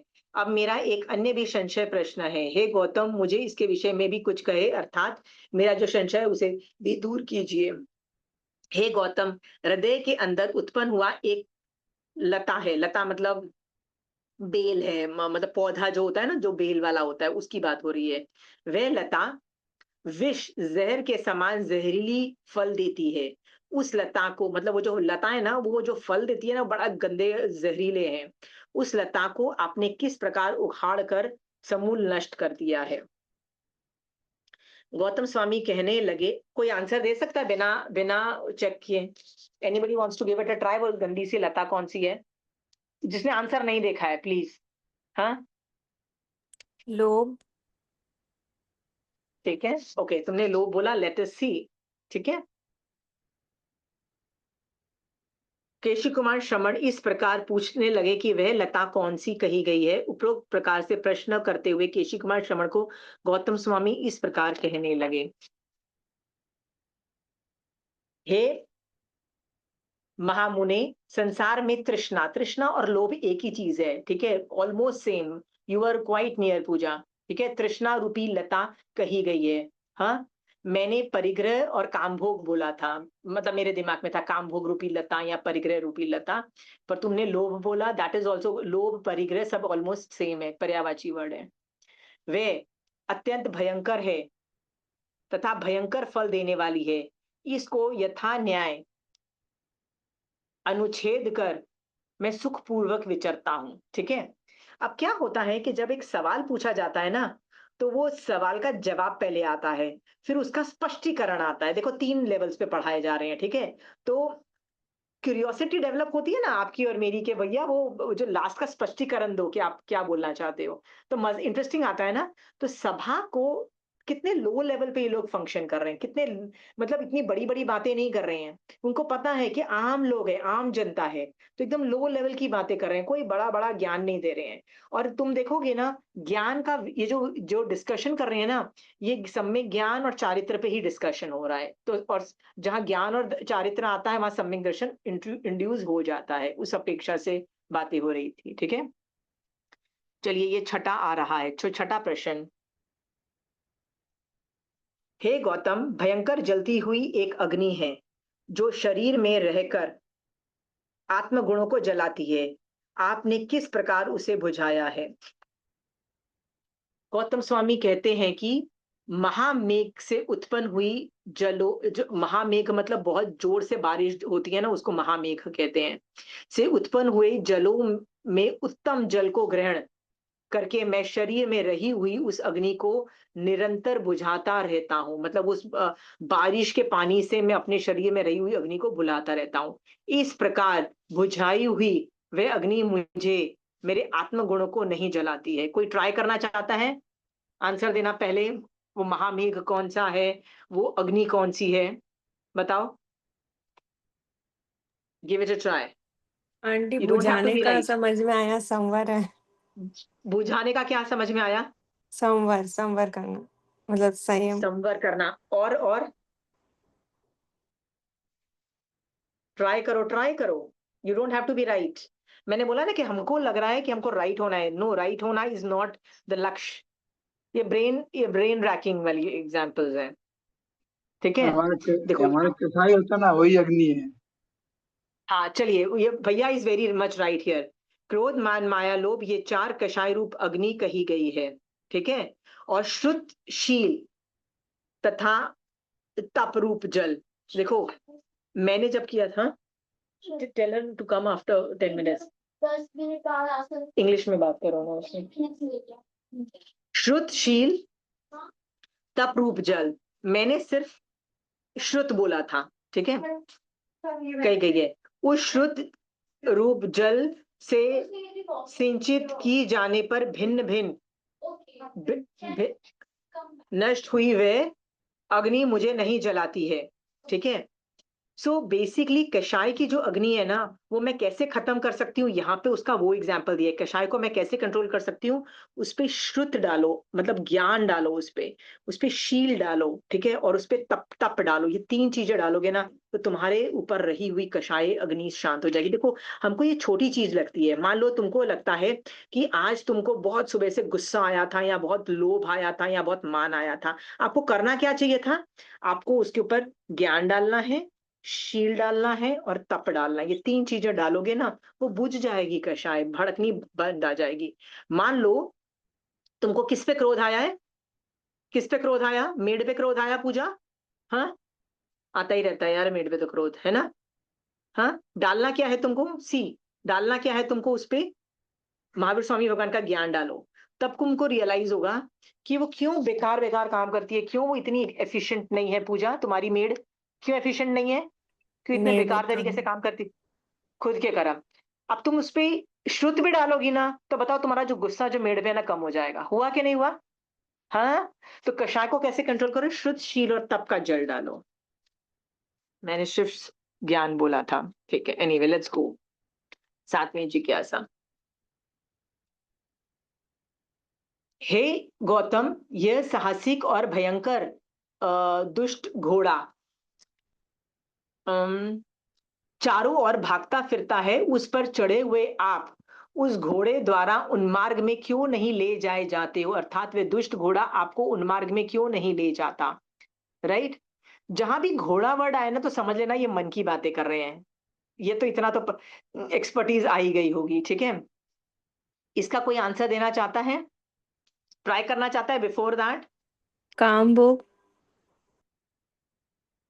मन, ओके, लेट अस सी, मैंने बताया ना, लेट्स वंडर व्हाट भगवान सेज। गौतम स्वामी कहते हैं कि हे मुने, उन्मार्ग की ओर जाता हुआ वो दुष्ट घोड़े को श्रुत ज्ञान रूपी लगाम से बांध कर मैं वश में कर लेता हूँ। इससे वह मुझे उन्मार्ग में नहीं ले जाता। मतलब मैं उस घोड़े को, वो मुझे गलत रास्ते पे क्यों नहीं ले जाता है, सही रास्ते पे लेके जाता है, क्योंकि मैंने उस पे शुद्ध ज्ञान रूपी लगाम से बांध रखा है। और शुद्ध ज्ञान इज ऑल अबाउट आगम्स। आगम पढ़ो, ठीक है। मॉरल ऑफ द स्टोरी, आधा प्रॉब्लम, आगम पढ़ोगे तो क्या होगा, गलत रास्ते पे नहीं जाओगे। कितने लोग चाहते हैं कि मैं गलत रास्ते पे नहीं जाऊं? पूजा, तुमको क्या लगता है, तुम अभी गलत रास्ते पे नहीं जा सकती? तुम मेरी क्लासेस कर रही हो तो गलत रास्ते पे नहीं जा सकती, तुमको ये लगता है? हाँ, रोज पता लगता है कि साला ये तो अभी तक कषाय कर रहे थे और अभी तक दिखाई भी नहीं दिया, ठीक है। अभी तक मान कर रहे थे इस इशू पे, कभी लग रहा था उस इशू पे लोभ कर रहे थे, राइट। लोग पहचाने तो सही कि मेरे को कितना ज्ञान आ गया है, राइट। लोभ भी था ना कि लोग पहचाने, लोग मुझे रिकग्निशन दे। ये सब भी बहुत दिनों बाद दिखाई देता है। सो ये उन्मार्ग में गलत रास्ते पे ही तो जा रही हूँ ना मैं, पूजा में। हाँ, उसको मैं कैसे कंट्रोल में रखूंगी? यदि आगम पढ़ती रहूंगी ना तो सही रास्ते पे जाऊंगी, नहीं तो वो मुझे गलत रास्ते पे ले जाएगा।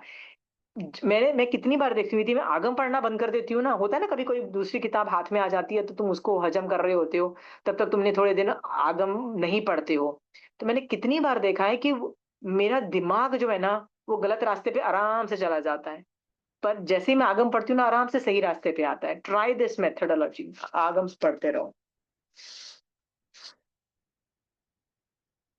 फिर भगवान से पूछा जाता है, केशी कुमार गौतम इस प्रकार पूछने लगे कि वह घोड़ा कौन सा कहा गया है। इस प्रकार प्रश्न करते हुए केशी कुमार श्रमण गौतम स्वामी से इस प्रकार कहने लगे, मन रूपी साहसिक और भयंकर दुष्ट अश्व, दुष्ट घोड़ा चारों ओर भागता रहता है। मैंने बताया ना, घोड़ा हो तो मन को ही समझ लेना। जिस प्रकार जातिवान घोड़ा शिक्षा द्वारा सुधर जाता है, उसी प्रकार मैं मन रूपी घोड़े को सम्यक प्रकार से धर्म की शिक्षा द्वारा मैं वश में रखता हूं। आप धर्म की शिक्षा देते रहो और मन वश में रहेगा और वो इधर उधर गलत रास्ते पे नहीं जाएगा। How beautiful said. इसमें कॉज एंड इफेक्ट भी बताएं, आपको पता है किससे किसको कंट्रोल करना, राइट। ज्ञान से मन को कंट्रोल करना। नेक्स्ट सवाल क्या है? लोक में बहुत से कुमार्ग हैं जिससे प्राणी भटक जाते हैं। हे गौतम, सुमार्ग में रहे हुए आप कैसे भटक नहीं रहे हो, नष्ट भ्रष्ट नहीं हो रहे हो?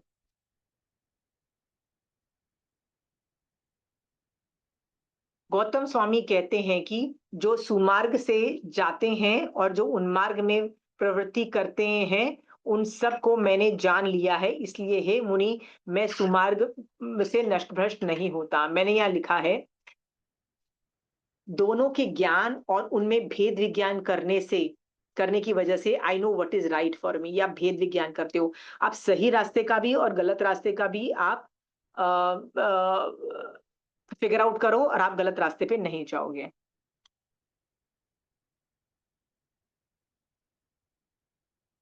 चलिए, ये जो टॉपिक है ना, ये हम यहीं पे रोकते हैं, बिकॉज ये टॉपिक लंबा चलेगा, ठीक है।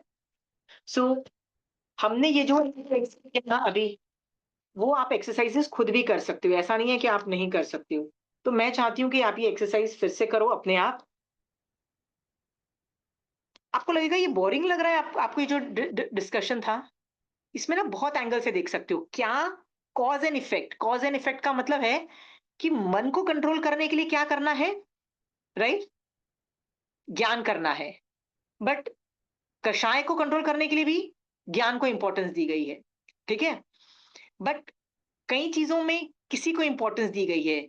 आत्मा को वश में रखोगे तो इंद्रियों को कंट्रोल में आ जाएगा, पर इंद्रियों को कंट्रोल में करोगे तो चार कषाय कंट्रोल में आ जाएंगे। हम लोग क्या करते हैं पूजा, कषाय कंट्रोल पहले करने की कोशिश करते हैं, पर यहाँ पे ऑपोजिट डायरेक्शन में बोला है कि आत्मा को कंट्रोल करो, उससे पांच इंद्रिय कंट्रोल होगी, पांच इंद्रिय कषाय को कंट्रोल करेगी।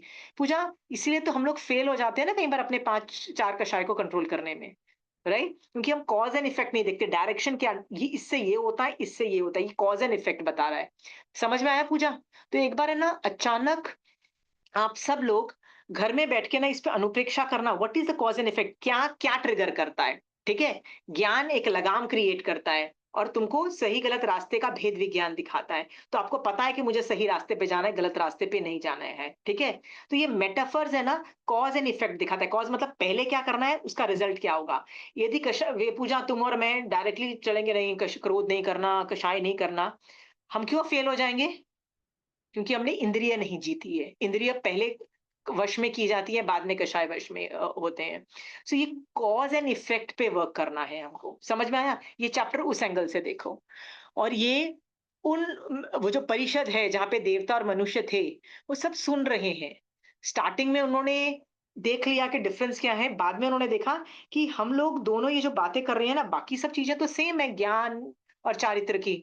सो then they will realise we both are one, ठीक है? सो आगे का will look in later, but एक और भी होमवर्क है।